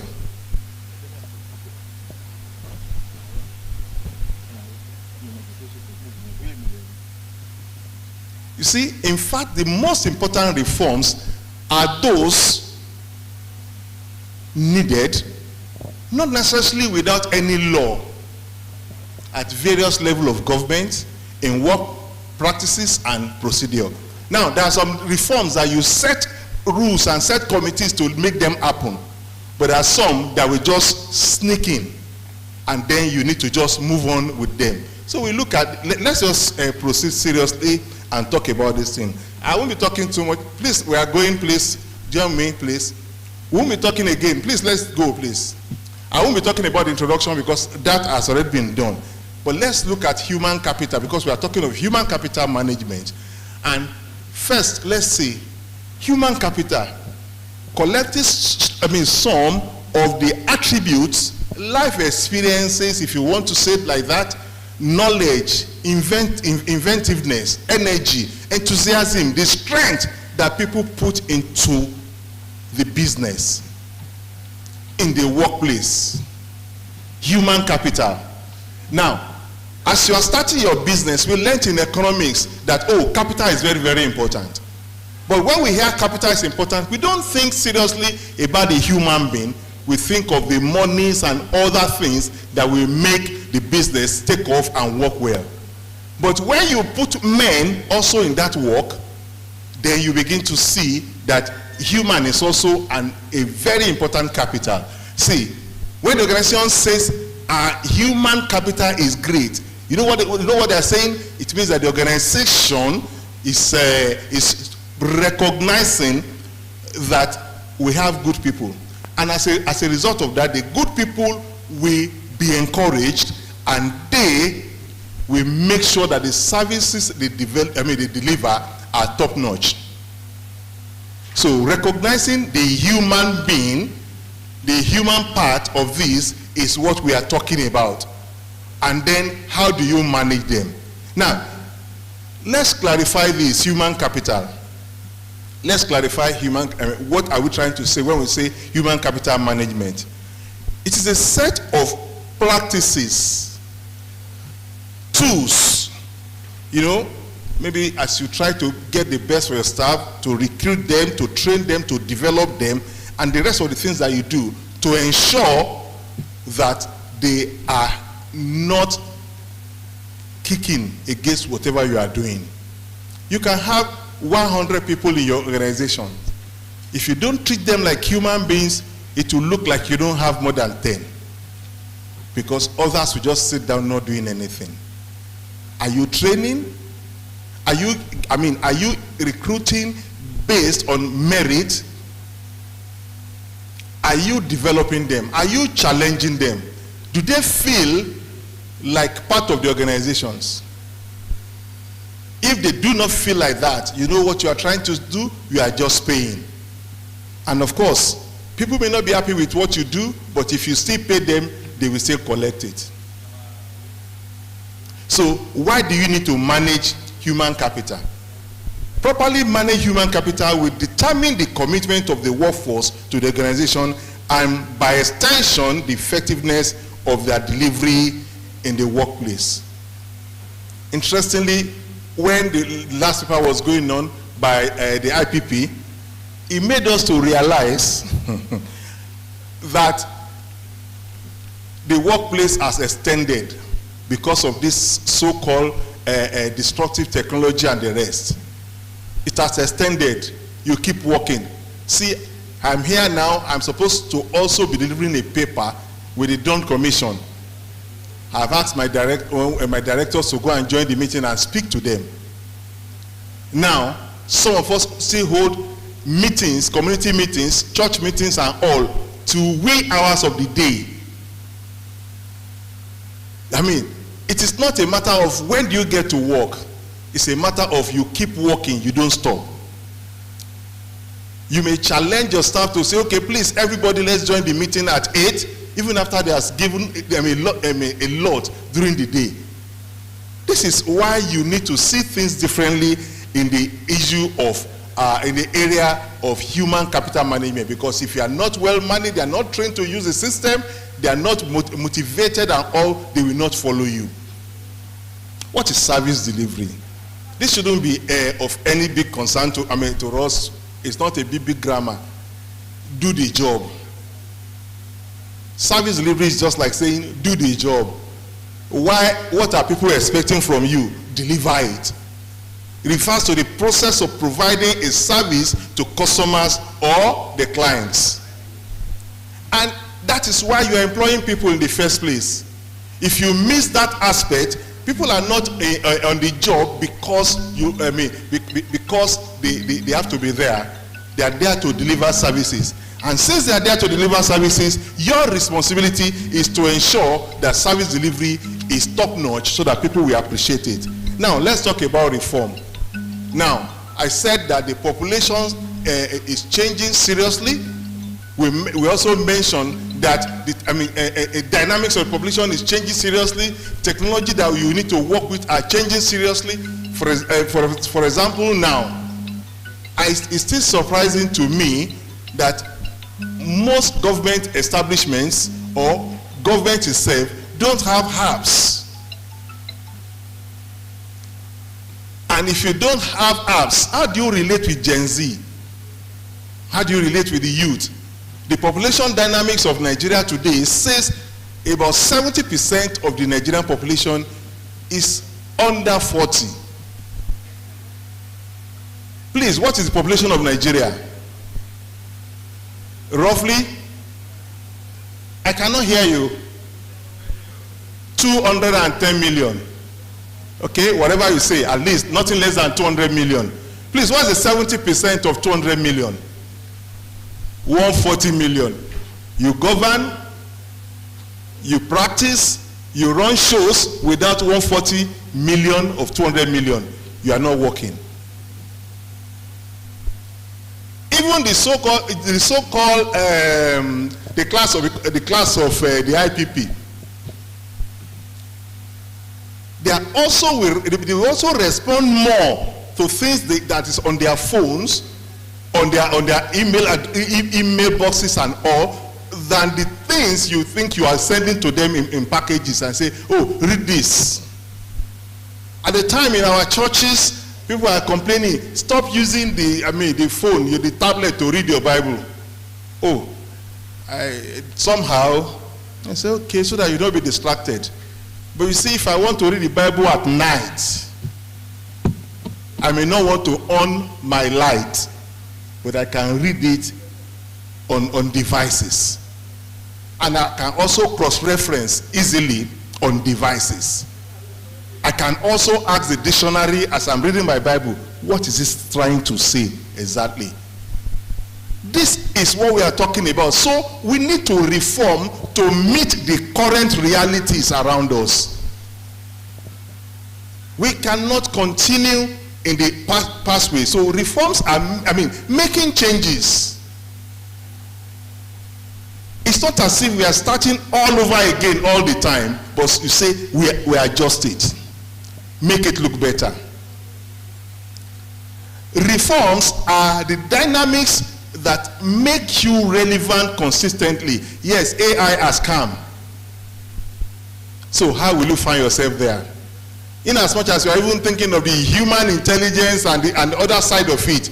But you see, you have to get yourself reasonable with what is going on around you. In one of my papers somewhere, I remembered what the IPP said in one of his presentations. Sorry, sir. You know you are my guy. I'll be remembering you. He said that when digitalization came to the football, things changed drastically. But when it was to come, people thought, oh, they will send away a lot of people. Maybe there will not be referees again. But before that time, we had about 4 or 5 referees. The center referee, Abi. After the center referee, the linesman. Then maybe the match commissioner, who oversees to make sure that things are done properly. But today, with, what do you call it now? VAR. With VAR, nothing less than 10, 15 referees. I'm telling you, they keep increasing. Apart from that number, you also now have one camera to one player, another camera to the ball. And some other cameras are facing the back to ensure that if you throw any bottle of water, they will just go back and see, oh, it was this man. He's a Chelsea fan.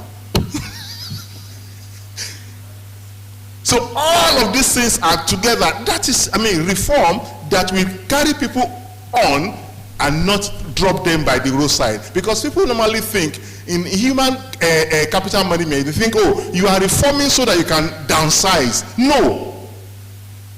No. In fact, reforms and digitalization and all we normally call for new skills, and whoever is able to come in with the new skills, I mean, is given a seat in front. Do you understand what I'm trying to say? Let me tell you, some years back, we started complaining about the electricity supply, and people thought it will never go away. They were buying generators, and suddenly some people jumped to buy solar systems. I read somewhere from the Bureau of Statistics, National Bureau of Statistics, NPS, says that the people who are using solar systems today in Nigeria are 18%. If you don't know what it means to say 18%, that is close to 40 million people are no longer depending on the national grid. Now, another set of professionals are there developing, installing, and doing all of those things for them. Are jobs being lost? Maybe jobs may be lost with people who are repairing generators, but other sets of jobs are coming in, and that is why reforms are going to be useful in that area. Now, the types of reform you can see in the workplace, I will just mention this in passing, then go to the one that we need to see in the management of human capital. We can see that a policy reform, technological reform, because they are there, organizational reform, training and development. Those are the ones you see easily in the workplace. But when you talk about types of reform you see in human capital, please move. Human capital, you see all kinds of reforms there. Strategic HR planning. When you hear strategic, what does it tell you? It tells you that it is done for a purpose. It is not just done for the need to do it. It is done for a purpose. Strategic. Talent acquisition and retention improvements. If you want good people to work with you, you program yourself to get good people. And programming yourself is not only in training. Also, it happens through proper publicity for your agency. Because for your organization, if somebody wants to take your job and he sees an alternative, he may want to go for that alternative if he doesn't know much about you. Are we together? As you are doing human capital management and seeing the reforms that you do there, you also need to do robust training and development programs. They must be robust. Then compensation and benefits restructuring. Some of us we think that the best place to get money is in public service, in government. No. People who are in other industries today are making a whole lot of money, and they are going on like that. You will not even see it in their size. They don't even dress, no suits. In fact, some of them will dress like what's that Apple man? What's his name again? When he was alive, he would just stand like that. He will now wear one red. I say, Jesus, he tonje buruku. Billions standing on the street. When Zuckerberg came to Lagos, you will see billions walking on the street, billions of dollars, so not naira, walking on the street like this. You will not even see, you will not even notice it. These are the new kinds of things you do. People are earning so well in some other industry. So if you want your industry to prosper, if you want reform to make sense to you, you must be thinking of compensation that are good and are reasonable. Enhance workforce management through technology and analytics. I'm sure a lot of us understand analytics, but if you don't understand, let me just tell you a layman's, my own understanding. You see, if you go online and all you go to see is about Bible passages, that is what will be coming for you on your system, because it has captured your interest and it's now following you up. If you are following fashion there, most of the things that you'll be seeing thereafter will be fashion. Now, when you do that, enhance workforce management through technology and analytics, you try to understand what is beneficial to your workforce, and then push it in their direction, and they grow by that. And of course, merit-based systems, adoption of merit-based system and digitization in decentralization in public service. The public service is facing a lot of challenges in that area. People want to be employed even if they don't want. So they just beg, they say, I will do this, I will do that. So when they join the service, they become a burden to the public service. But if we follow the merit-based system, we'll continue to get the best people. Because today, a lot of people are jobless, they are looking for work to do. If you offer them work and you train them, they will do the best. Now, what is the objective? What are the objectives of reforms? What are the objectives of reform? Number one, reforms will improve employees' productivity and job satisfaction. When you know what you are doing and you are enjoying it, you are okay. I was speaking with somebody just last week. He said he left the organization where he was earning 1.5 million. He moved to where he was earning 1 million. What's wrong with the guy? They said, no. They said, I like it here. That when I was here, I was on 750. He got a job for 1.5. After working about 3 months, he came back to that organization. Do you still want me? They said, yes. But you do something. He said, we can't do more than 1 million. He came back. There's some satisfaction that he must have derived, or it must have been deriving there, that is not common. So these are the when things are done rightly, money may not be the sole reason why you are with them. Big salaries may not do the job. Let's go. You enhance the quality of service delivery for better stakeholders experience. If what you are doing benefits the stakeholders of your industry or whatever you are doing there, you are going to have, easy way to continue to do what you are doing. Because if the stakeholders just express their readiness to accept what you are doing, and they give you encouragement in that area, support you with whatever you need, encouragement, boosting your morale and the rest of the things like that, you will see that you will be encouraged to give better service and delivery. Now, innovation, agility, and competitiveness. You can walk, you can move, you can do new things. The public service, for example, has this small challenge. That is being changed, but the speed of the change is not solid. It's not good. It's not there yet. Let me give you an example of that. As it was in the beginning, so is now, and it will continue to be like that, world without hand. That is really public service. At the time they say, don't ever. What are you trying to do? Don't ever. But people already in the public service are flattening the table. They are making it easy for younger people to operate in the public service also. It may not be fast enough because they are innovative. They are the beneficiaries of whatever you are doing now. Like I said, 40 million people, 140 million people are interested in something, they will push the thing by themselves. You will try, actually, but we cannot continue to go by the last one that we see. I like to say this sometimes.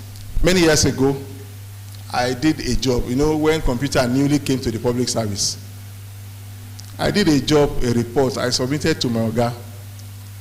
My Oga said, go and call that boy. When I go there, there's a problem now. I don't want to say he or she. Say, I told you, don't ever conclude any report until I've read it. And I said, this is a draft. Said, no, you already typed it. I said, yes, ma, but just do anything. So, you already printed it. You already printed it. Oh, I can remember that now with some nostalgia. What do you think? For somebody who is young like me, I came to the public service even 28 years ago with my skills intact, in using the computer, at least I could do some things that many people could not do. So I had to convince my Oga. At the point, I had to apologize because my Oga was not going to have it. Say, you have concluded the document. I said, I'm very sorry, man. I said, okay, go and bring your long hand if you ever did it. And I realized, okay, my Oga was thinking of the days of long hand. I said, oh, the thing will flow from the head. Now, if you don't allow innovation, good people will run away from you, even as you are doing reform. Your reform will first of all talk about innovation. Innovation. Innovation. Allow smart people. You know, when they talk of leadership that is based on situation, who is better in this?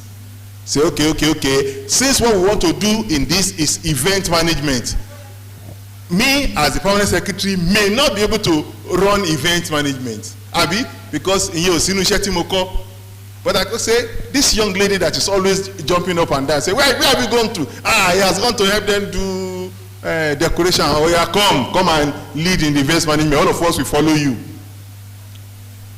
That is going to be different from the permanent secretary insisting that this is what, put it like this, make it like this.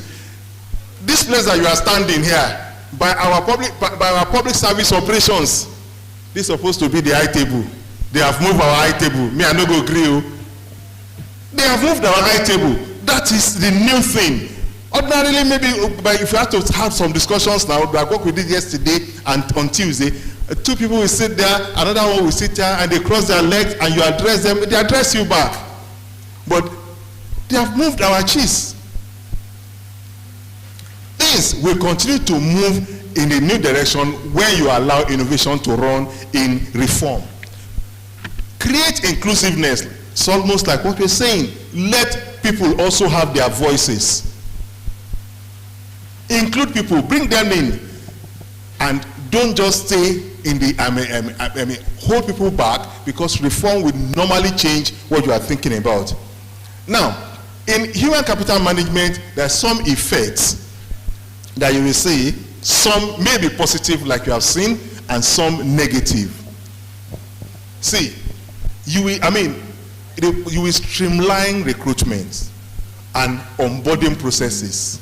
It will not just be anything. It will be based on correct standards that are necessary to move the organization forward.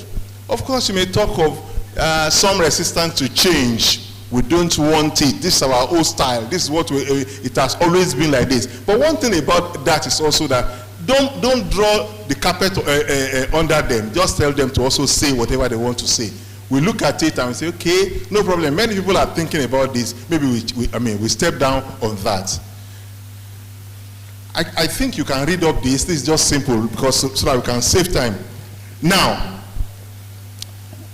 the reforms, when not properly thought out, because actually for everything that you do, there may be some side that is good and some side that they are not perfectly good, can both be positive and negative for organizational goals. And of course, the impact depends on the specific reform, the design, implementation, and organizational context. Whatever that means to you, you see it from that angle. Now, let's look at some positive effects. Please, let's go. Positive effects. Go, please go. When you allow reform to work, you will see increased productivity and efficiency. So in your delivery, things will be different. I'll give an example. We visited an agency. You know, I run the public service reform in Ogun State. We visited an agency and we're talking about changing some of the things that they do. They did not want to agree with us, so we asked them a particular question. How many steps will it take you to deliver this particular task? So we started listing. We say, oh, they will come and take teller. They will go and pay in the bank. They bring the teller back. We give them the form. After the form, you know, those are the steps, and the steps, and the steps. We counted 33 steps to register a particular document in the system. So we called another state that has already started the reforms in that area. So we asked that state. The state was Kaduna. Normally we just think, oh, states in the southwest are wonderful. If you don't just assume it. If you don't bring dynamics and reforms into the thing, you cannot work in line with the current issues. So Kaduna told us that the same step in Kaduna State will only take 11 steps. 33 steps to 11 steps in another state. You know what that means? It means that you are totally backward. If that thing will take 1 month in Kaduna, it will take 3 months or more in your own state. So that is why you need to think of efficiency and productivity when you are doing these things. Let's work. Improve motivation and encouragement. When people see that their work is getting results, they will be encouraged to do more. Are we together? They will encourage to say, okay, we can see the result. How about starting a job in your office and you don't see to the end until you are moved to another department because it's taking too long? So someone say, I've been looking to get a particular document from the public service, from the state. I say, I've been on it for 2 years. I've been on it for five years. But by the time you apply the reforms, it may just be something you can do in a few months or even far less. Today, approvals are gotten in Ogun State for land, for building within 7 and 14 days. If you do all that you need to do. Let's go. Enhance performance. Better service delivery. But of course, in all this, there are things that scare people, the negative things. They scare people. Let's go. See, employee resistance and what? They are demoralized sometimes. They say, this thing is going to take our jobs. When my agency was created, one of the first things that was addressed was to tell the public service that we are not here to send anybody away. Nobody can say, since public service reform started in Ogun State, that somebody has been retired or as a result of reforms. No. In fact, to tell you the truth, the population of the public service in Ogun State, in Nigeria, is far less than what you see in the United Kingdom. And of course, the United Kingdom has embraced reform so seriously. But a lot of things are, like I said, like the football match that we talked about. When you bring in technology, more people will get more jobs, and big things will be happening just around you. Because reform is about bringing innovation and the rest. Increased complexity and uncertainty. IPB told us, we stop thinking about uncertainty. VUCA has a different meaning now. It's talking about vision, it's talking about great things. So it is not about that, but negative things that people think. But it is your responsibility to do stakeholders mapping and then encouraging the stakeholders so that they know where it will be win-win for them instead of the fear that they carry. Then sometimes reforms are not well implemented, and that may create some challenges for the people in charge. Now, as I'm trying to coast home, some factors that will, of course, affect the outcomes is the way number one is the way the reform is designed. And like I said the other time, the implementation process that may not really work well. Then the context of the organization. The father of modern management says that culture, we eat strategy for breakfast. And you know what that means? If you have a culture that is bad, no matter what change or strategy you want to put on the table, it may not work. If you have very terrible culture, say, this is how we do it here, don't bring anything. No, let's change it. Don't let your organizational culture kill innovations. Allow it, be free, so that you can move well. Of course, we have challenges managing change resistance. Like I said to you, talk to the stakeholders, talk to everybody, bring in technology. Ensure you have smooth transition from what you are doing now and what you want to start to do so that people will not lose their strength. Maintaining morale and motivation during reforms. Allay fears so that people can accept it. Addressing data privacy and security issues. Let me tell you something. The new security that you need to bother about today is what? Cyber security. Those people who are likely still coming to you steal something in your house is the bolas. The big guys don't come to people's houses to steal, and they will steal that person dead. Accounts will dry up within minutes. Somebody calls you and say, please, we have sent you the meeting is only this evening. They are in serious business. So how do you build, the resilience, the security apparatus of your organization so that things like that will not continue to consume people around you? Because if they hit one person in your organization, it's likely that they will hit everybody eventually. Then, avoiding inequality or exclusion from reform processes. That happens sometimes. Inequalities. Women are shouting now. Despite the fact that they have overtaken us. After Beijing meeting, we have not rested. But they are still looking for more. You will soon hear them. They will be talking of 2027 now. Sorry, ma, I'm not talking about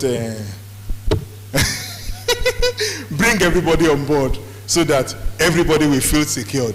That's why people can shout. When everybody's enjoying their work and they are well paid, they will not complain. So these recommendations are here for you. Comprehensive implementation so that the strategies will run well.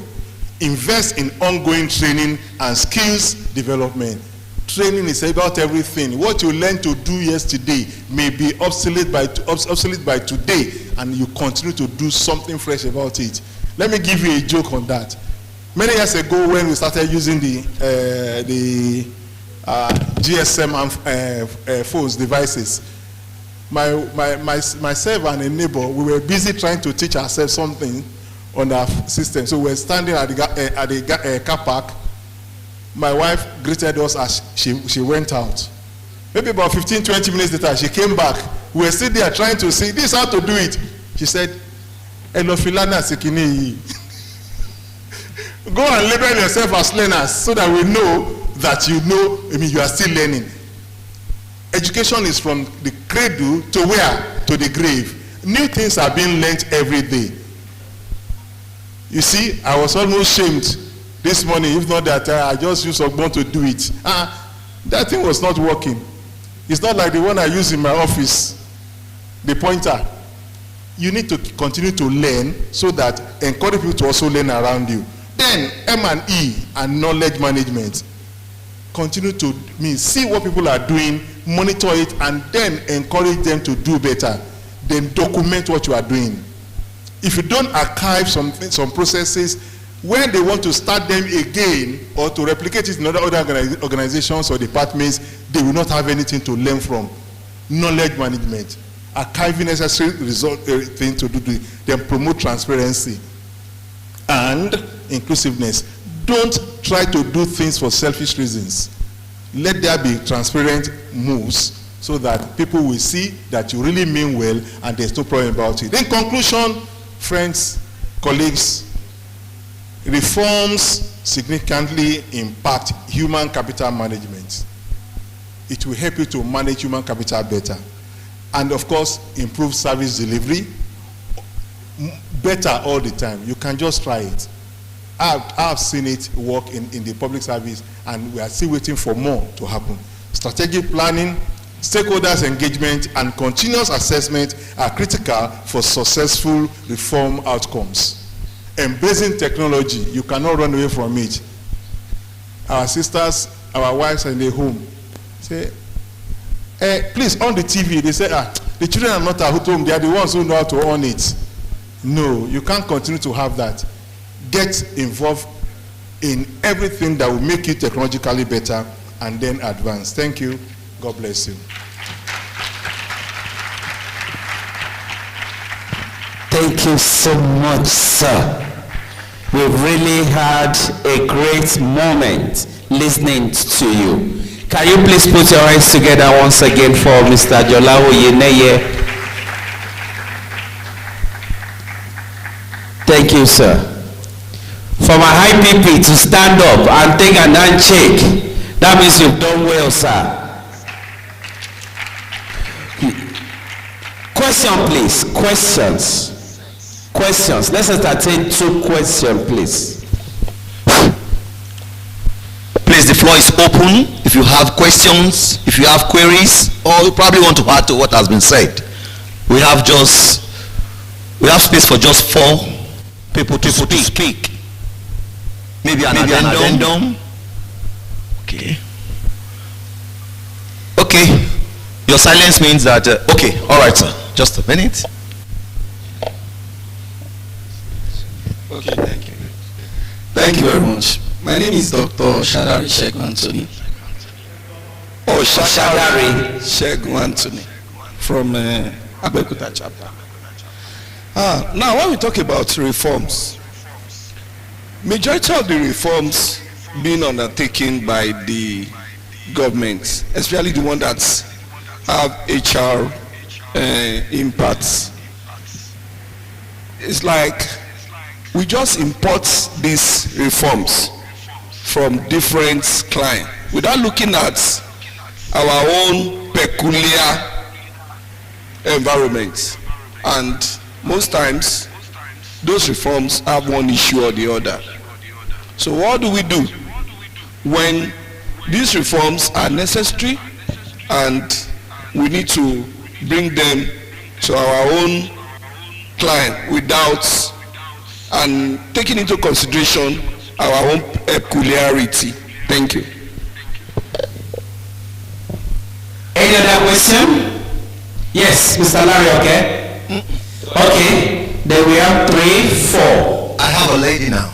Okay, there's a lady here, there's another lady there. Thank you very much, Oluwatoyin Ashade.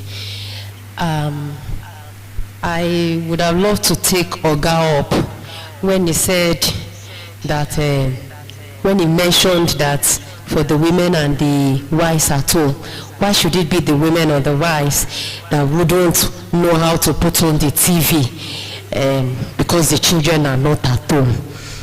But then, away from that, my question on the issue of reform, sir, is in our public service today, I don't know recommendations, practical recommendations that could be given as regards really genuinely instilling technology in our operations in the public service. I remember you mentioned a scenario about the analog and digital divide.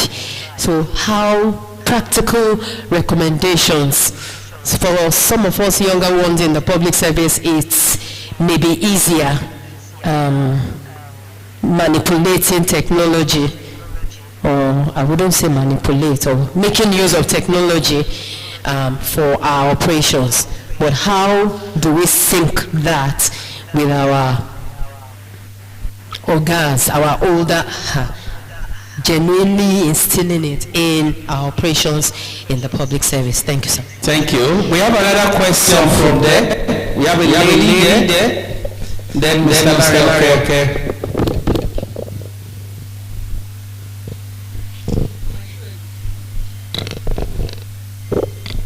Okay, good afternoon, sir. Thank you so much for your impactful session. Okay, so my question is for people that are in the younger generation. Okay, my name is Love Ogun and I'm a recent graduate.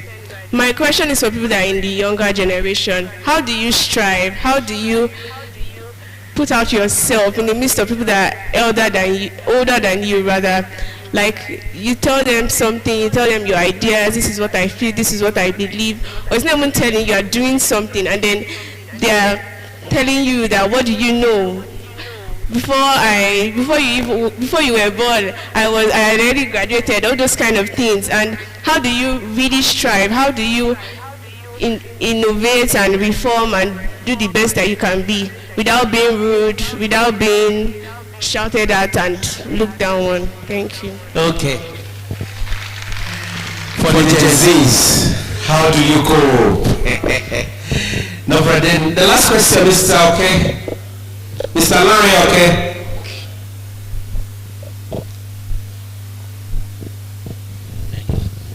Thank you very much. Yes, and we really appreciate that lecture. But our speaker, during the presentation, he mentioned that in reforms, in carrying out reforms, especially in the public service, he also confessed that the speed can be very slow. This is my concern too, even before this lecture, that in the public service, it's good to change, but the rate at which you change, the speed also matters. So what are those things? What are that you can also tell that is responsible for that slow kind of, yes, the snail speed compared with the private sector? Thank you. Yes, doctor, we answered you all, don't worry.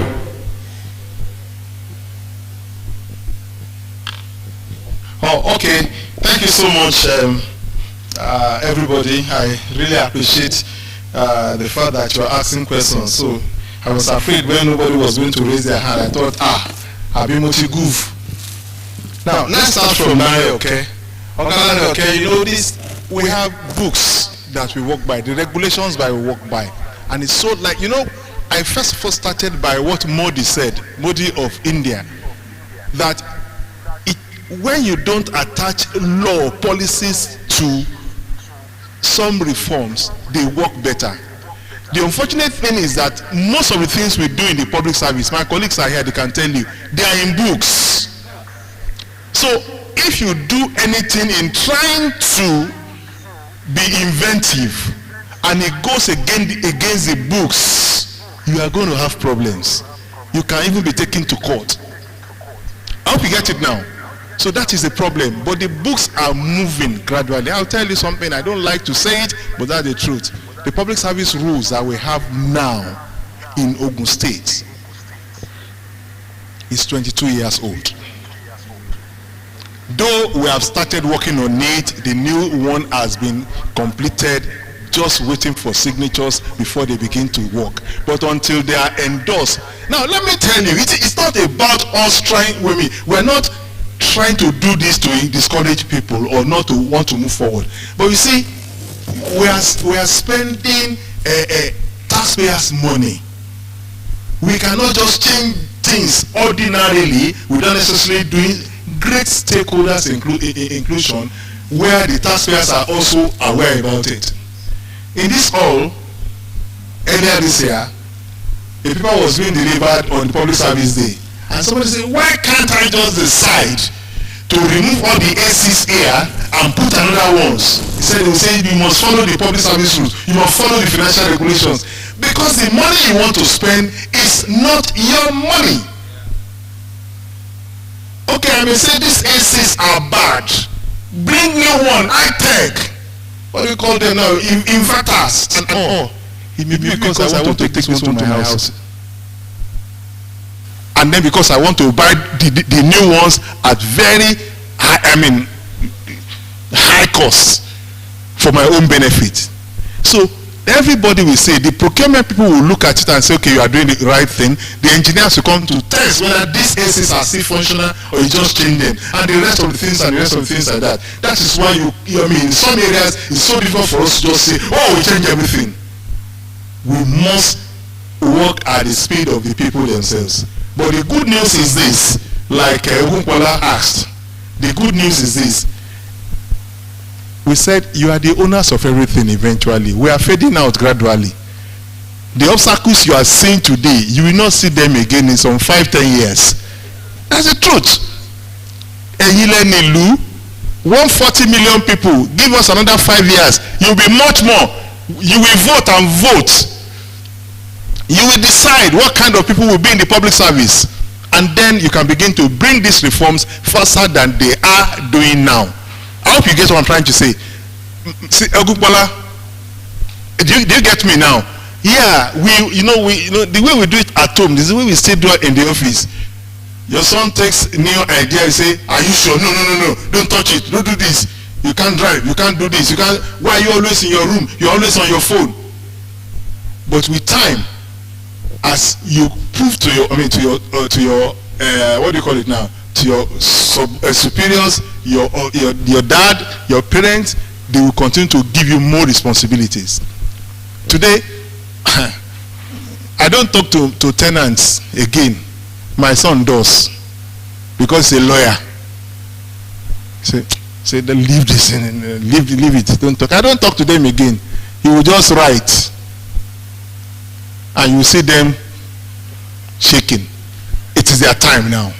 I hope you get what I'm trying to say. So please, let's be patient. These things will move, and they will move correctly. Now, Toyin, sorry about saying that it's the women. All of us we are in it. Sorry.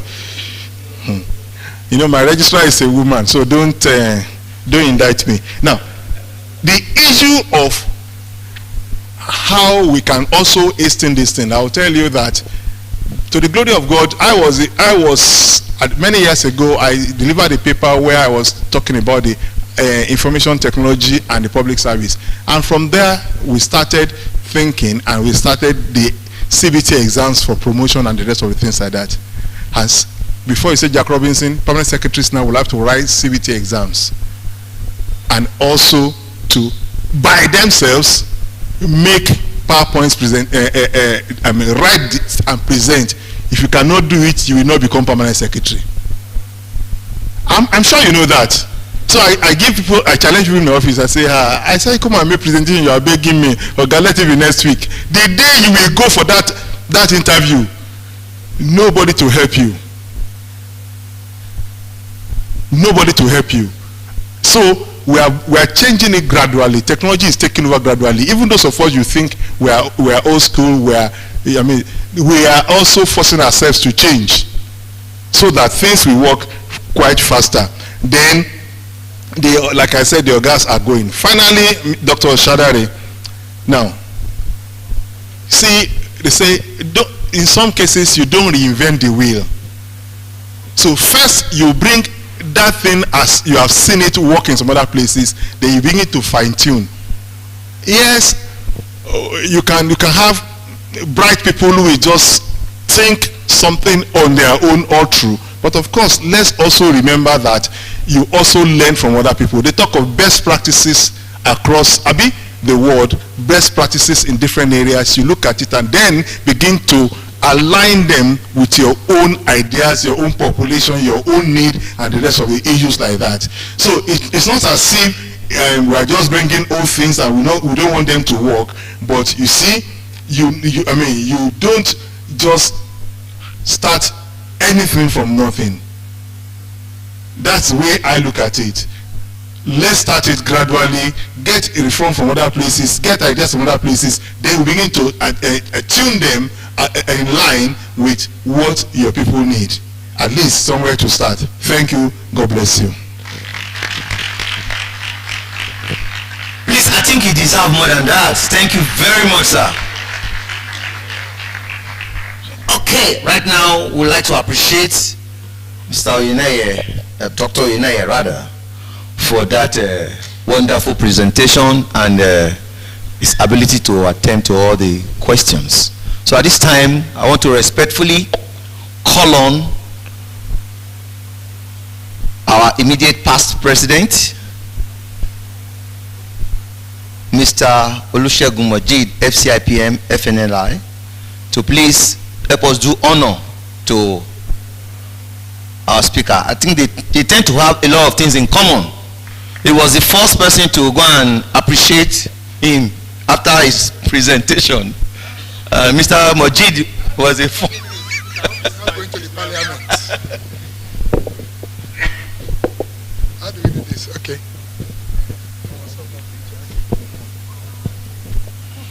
Okay. Ogun, Chairman, this is a good one. Even National can come and look into this. I'm serious. I'm serious. Even the speaker is commending his, even his picture, the way the thing is sharp and come fine. Sir, it's a pleasure. Thank you very much for that. I know some people, when they listen to this thing from the public service, and we need to do more, especially those of us from the public sector, from the private sector, we need to listen to these things more. And some people may think, we don't know what they're saying, but yeah, but you get informed. And I keep saying this, permit me, that if the private sector should become so arrogant and think that we have arrived, if you allow the public sector to collapse, you will discover that everything will disappear. It's as simple as that. You can think of that. What in private sector do we run? Electricity, water, or what? Nothing. So I want to say thank you very much, sir. We enjoyed that. That's why we always look out for you. Thank you. Thank you so much, sir. Please, may I request the leadership, please, for a group photograph? The leadership, please. Thank you very much. Please, let's appreciate them. Dr. Shadari, well done, sir.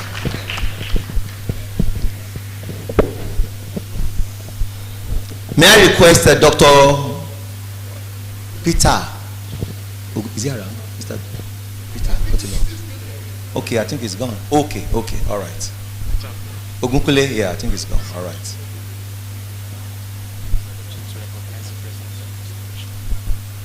While the group photograph is going on, I would like to respectfully, with a resounding applause, let's appreciate one of our speakers.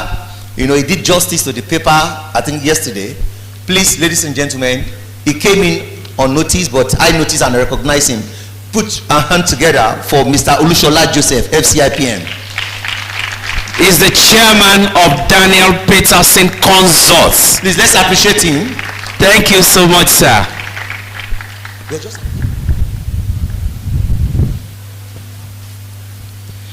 At this junction, we'll be going for a little break. There's a moment for us to network. It's a moment for us to stretch our legs. Please, you are allowed to visit the stand. We have our sponsors there. We want to appreciate our sponsors here, the representative of Apples and Pears, representative of Seaway Foods, representative of Nemet Health, representative of Precious Pharmacy, Tulip Papers, Valenta Metal Industry Limited, Dangote Cement, Precious Pharmacy and Stores, EMSO Pharmaceutical Industries. I also want to recognize in the house part of our corporate bodies and sponsor. They are our partners. GZ Industries Limited, Tempo Paper and Pulp Packaging, Lotus Plastic Limited. Respectfully, I want to recognize AC Food. And we have in the house the head of HR in person of Mrs. Funke Oshagbami, ACIPM. I also have Strong Park Limited, Nigeria Foundries Limited, Olam Nigerian Limited,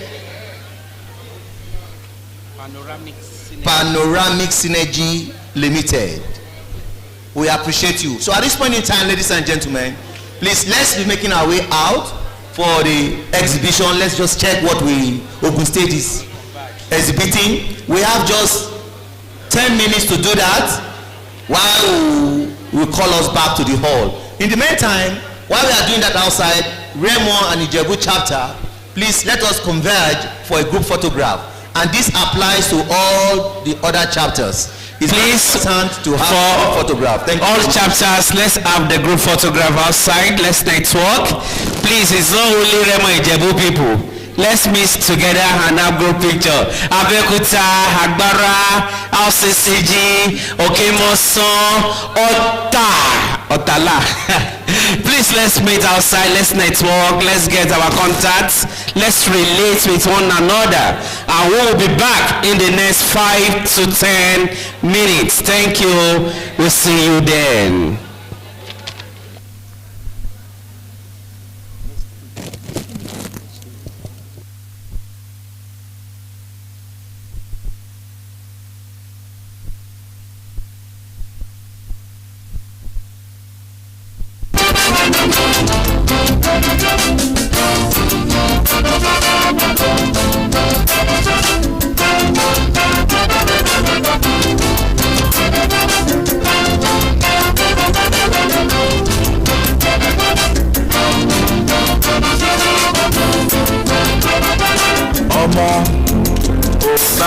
jáyé orí rẹ̀ lòde ọjọ́ ń bọ̀ yí pé o ò ní lè lò gbà ilé ayé ẹ̀dá bí ìṣẹ́jú akọ̀mọ́ lórí ọba jẹ́ àlògbà yí pẹ́ o láyé ọmọ ò bá mọ ṣiṣẹ́ ọwọ́ rẹ̀ dọ̀dọ̀ o ìgbà ń bọ̀ kánkán o nílé làkàkà mo ní ilé ayé ẹ̀dá bí ìṣẹ́jú akọ̀mọ́ lórí ọba jẹ́ àlògbà yí pẹ́ o láyé.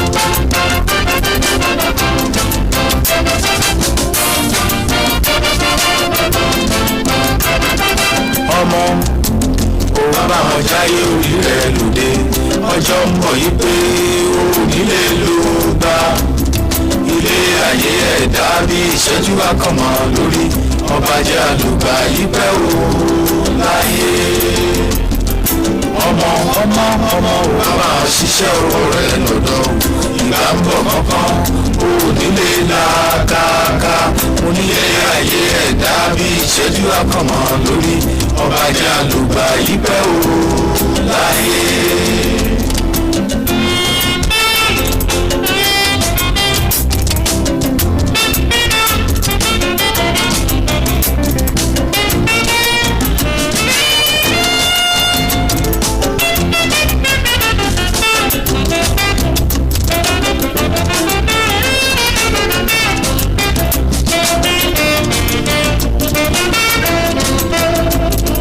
ṣeun tó ṣe ọ̀rẹ́ ọjọ́ ń lọ o àní o ṣeun tó ṣe ọ̀rẹ́ ọjọ́ ń lọ o kìràkìtà ò dọ́là ìborí ló ń la ni àmọ́ ṣe ò dọ̀rọ̀ ẹ̀dá ní gbé ní ọ̀rẹ́ o àní o ṣeun tó ṣe ọ̀rẹ́ ọjọ́ ń lọ o àní o ṣeun tó ṣe ọ̀rẹ́ ọjọ́ ń lọ o kìràkìtà ò dọ́là ìborí ló ń la ni àmọ́ ṣe ò lọ́rọ̀ ẹ̀dá ní gbé ní ọ̀rẹ́ o ọmọ ò bá mọ jáyé orí rẹ̀ lòde ọjọ́ ń bọ̀ yí pé o nílé ló gbà mo ní ilé ayé ẹ̀dá bí ìṣẹ́jú akọ̀mọ́ lórí ọba jẹ́ àlùgbà yí pẹ́ o láyé.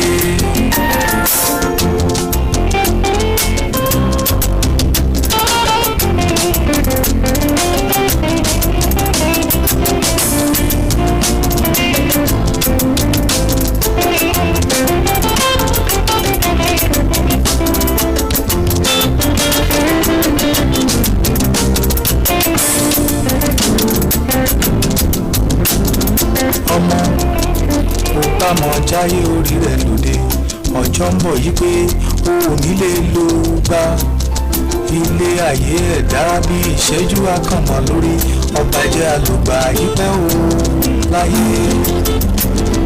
ṣeun tó ṣe ọ̀rẹ́ ọjọ́ ń lọ o àní o ṣeun tó ṣe ọ̀rẹ́ ọjọ́ ń lọ o kìràkìtà ò dọ́là ìborí ló ń la ni àmọ́ ṣe ò dọ̀rọ̀ ẹ̀dá ní gbé ní ọ̀rẹ́ o àní o ṣeun tó ṣe ọ̀rẹ́ ọjọ́ ń lọ o yéyéyéyé ṣeun tó ṣe ọ̀rẹ́ ọjọ́ ń lọ o kìràkìtà ò dọ́là ìborí ló ń la ni àmọ́ ṣe ṣe dọ̀rọ̀ ẹ̀dá ní gbé ní ọ̀rẹ́ o ọmọ ò bá wọn jáyé orí rẹ̀ lòdì ọjọ́ ń bọ̀ yí pé o nílé ló gbà mo ní ilé ayé ẹ̀dá bí ìṣẹ́jú akọ̀mọ́ lórí ọba jẹ́ àlùgbà yí pẹ́ o láyé.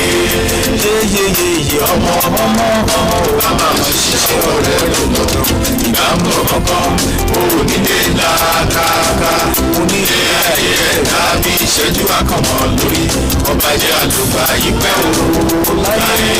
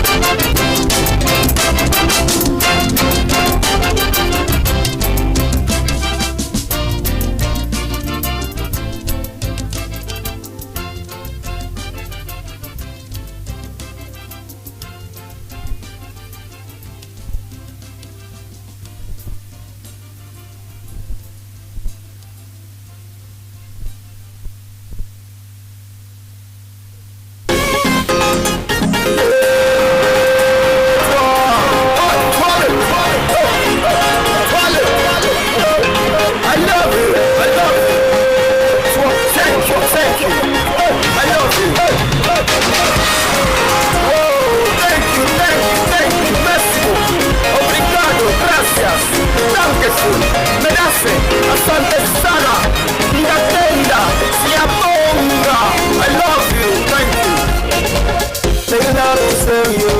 But the people are stereo. But the people forget you. But them dance like say no tomorrow. It's sporting. We're giving other people what they wanting. As I know you know, say this the life show for show. You know be any mini money more. Whether from Kano or from Toronto, yeah, nothing like it go. This jam that you feeling will not be been so. But the one shall ever change you think so. Hey, I mean we change you want. Change is always constant. Oh yeah, change your style and change your pattern. See, if something want to happen, and it's something I cannot tell you, and it's something very very real. Make sure I double for you got the control. Don't talk a story. You cannot get it. Make sure that you ready. Let me see something. Don't talk a story. You cannot get it. Make sure you ready. Let me see something. Marika Sirika.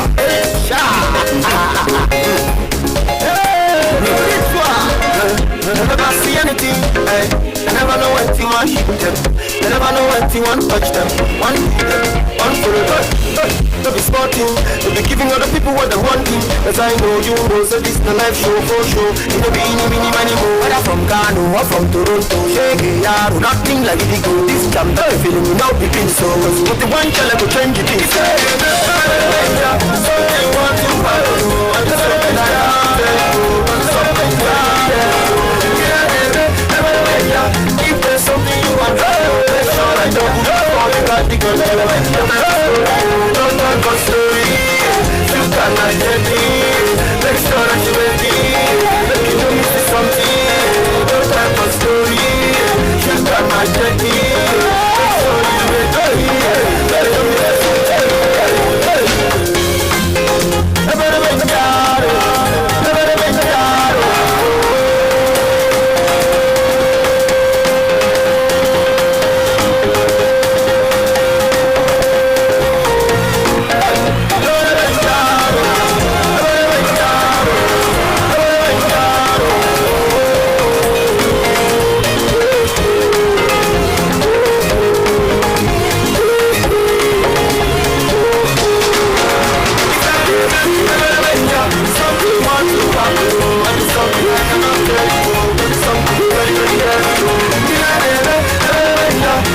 Something you want, make sure I don't fall in that big on top and don't tell my story. You cannot get it. Make sure that you're ready. Make you know me for something. Don't tell my story. You cannot get it. Make sure that you're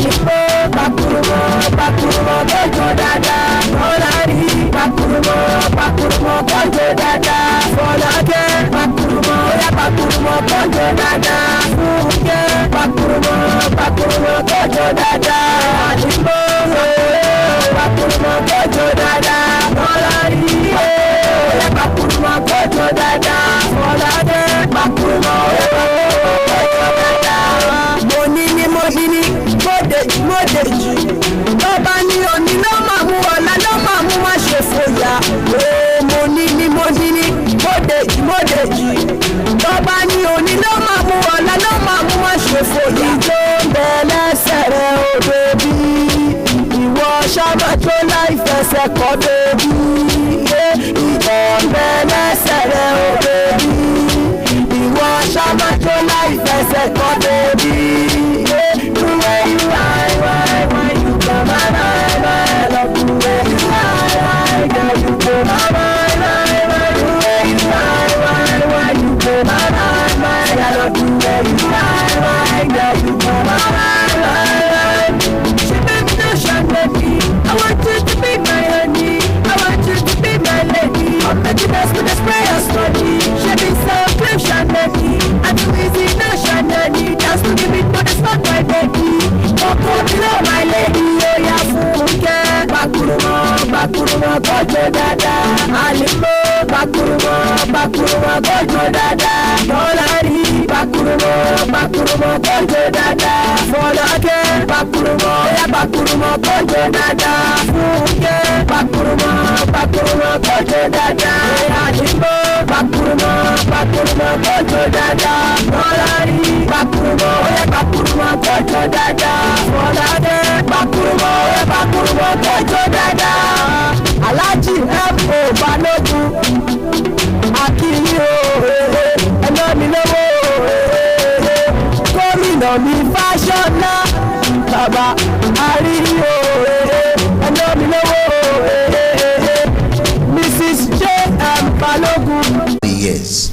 His HR management and L&D career spans over 3 decades and cuts across HR management consulting, ICT, engineering, manufacturing, merchandising, BMO, trade, insurance, and banking sectors, where he functions as either a GM, head HR or GM, or head L&D of so many organizations, including SGS Inspection Services Nigeria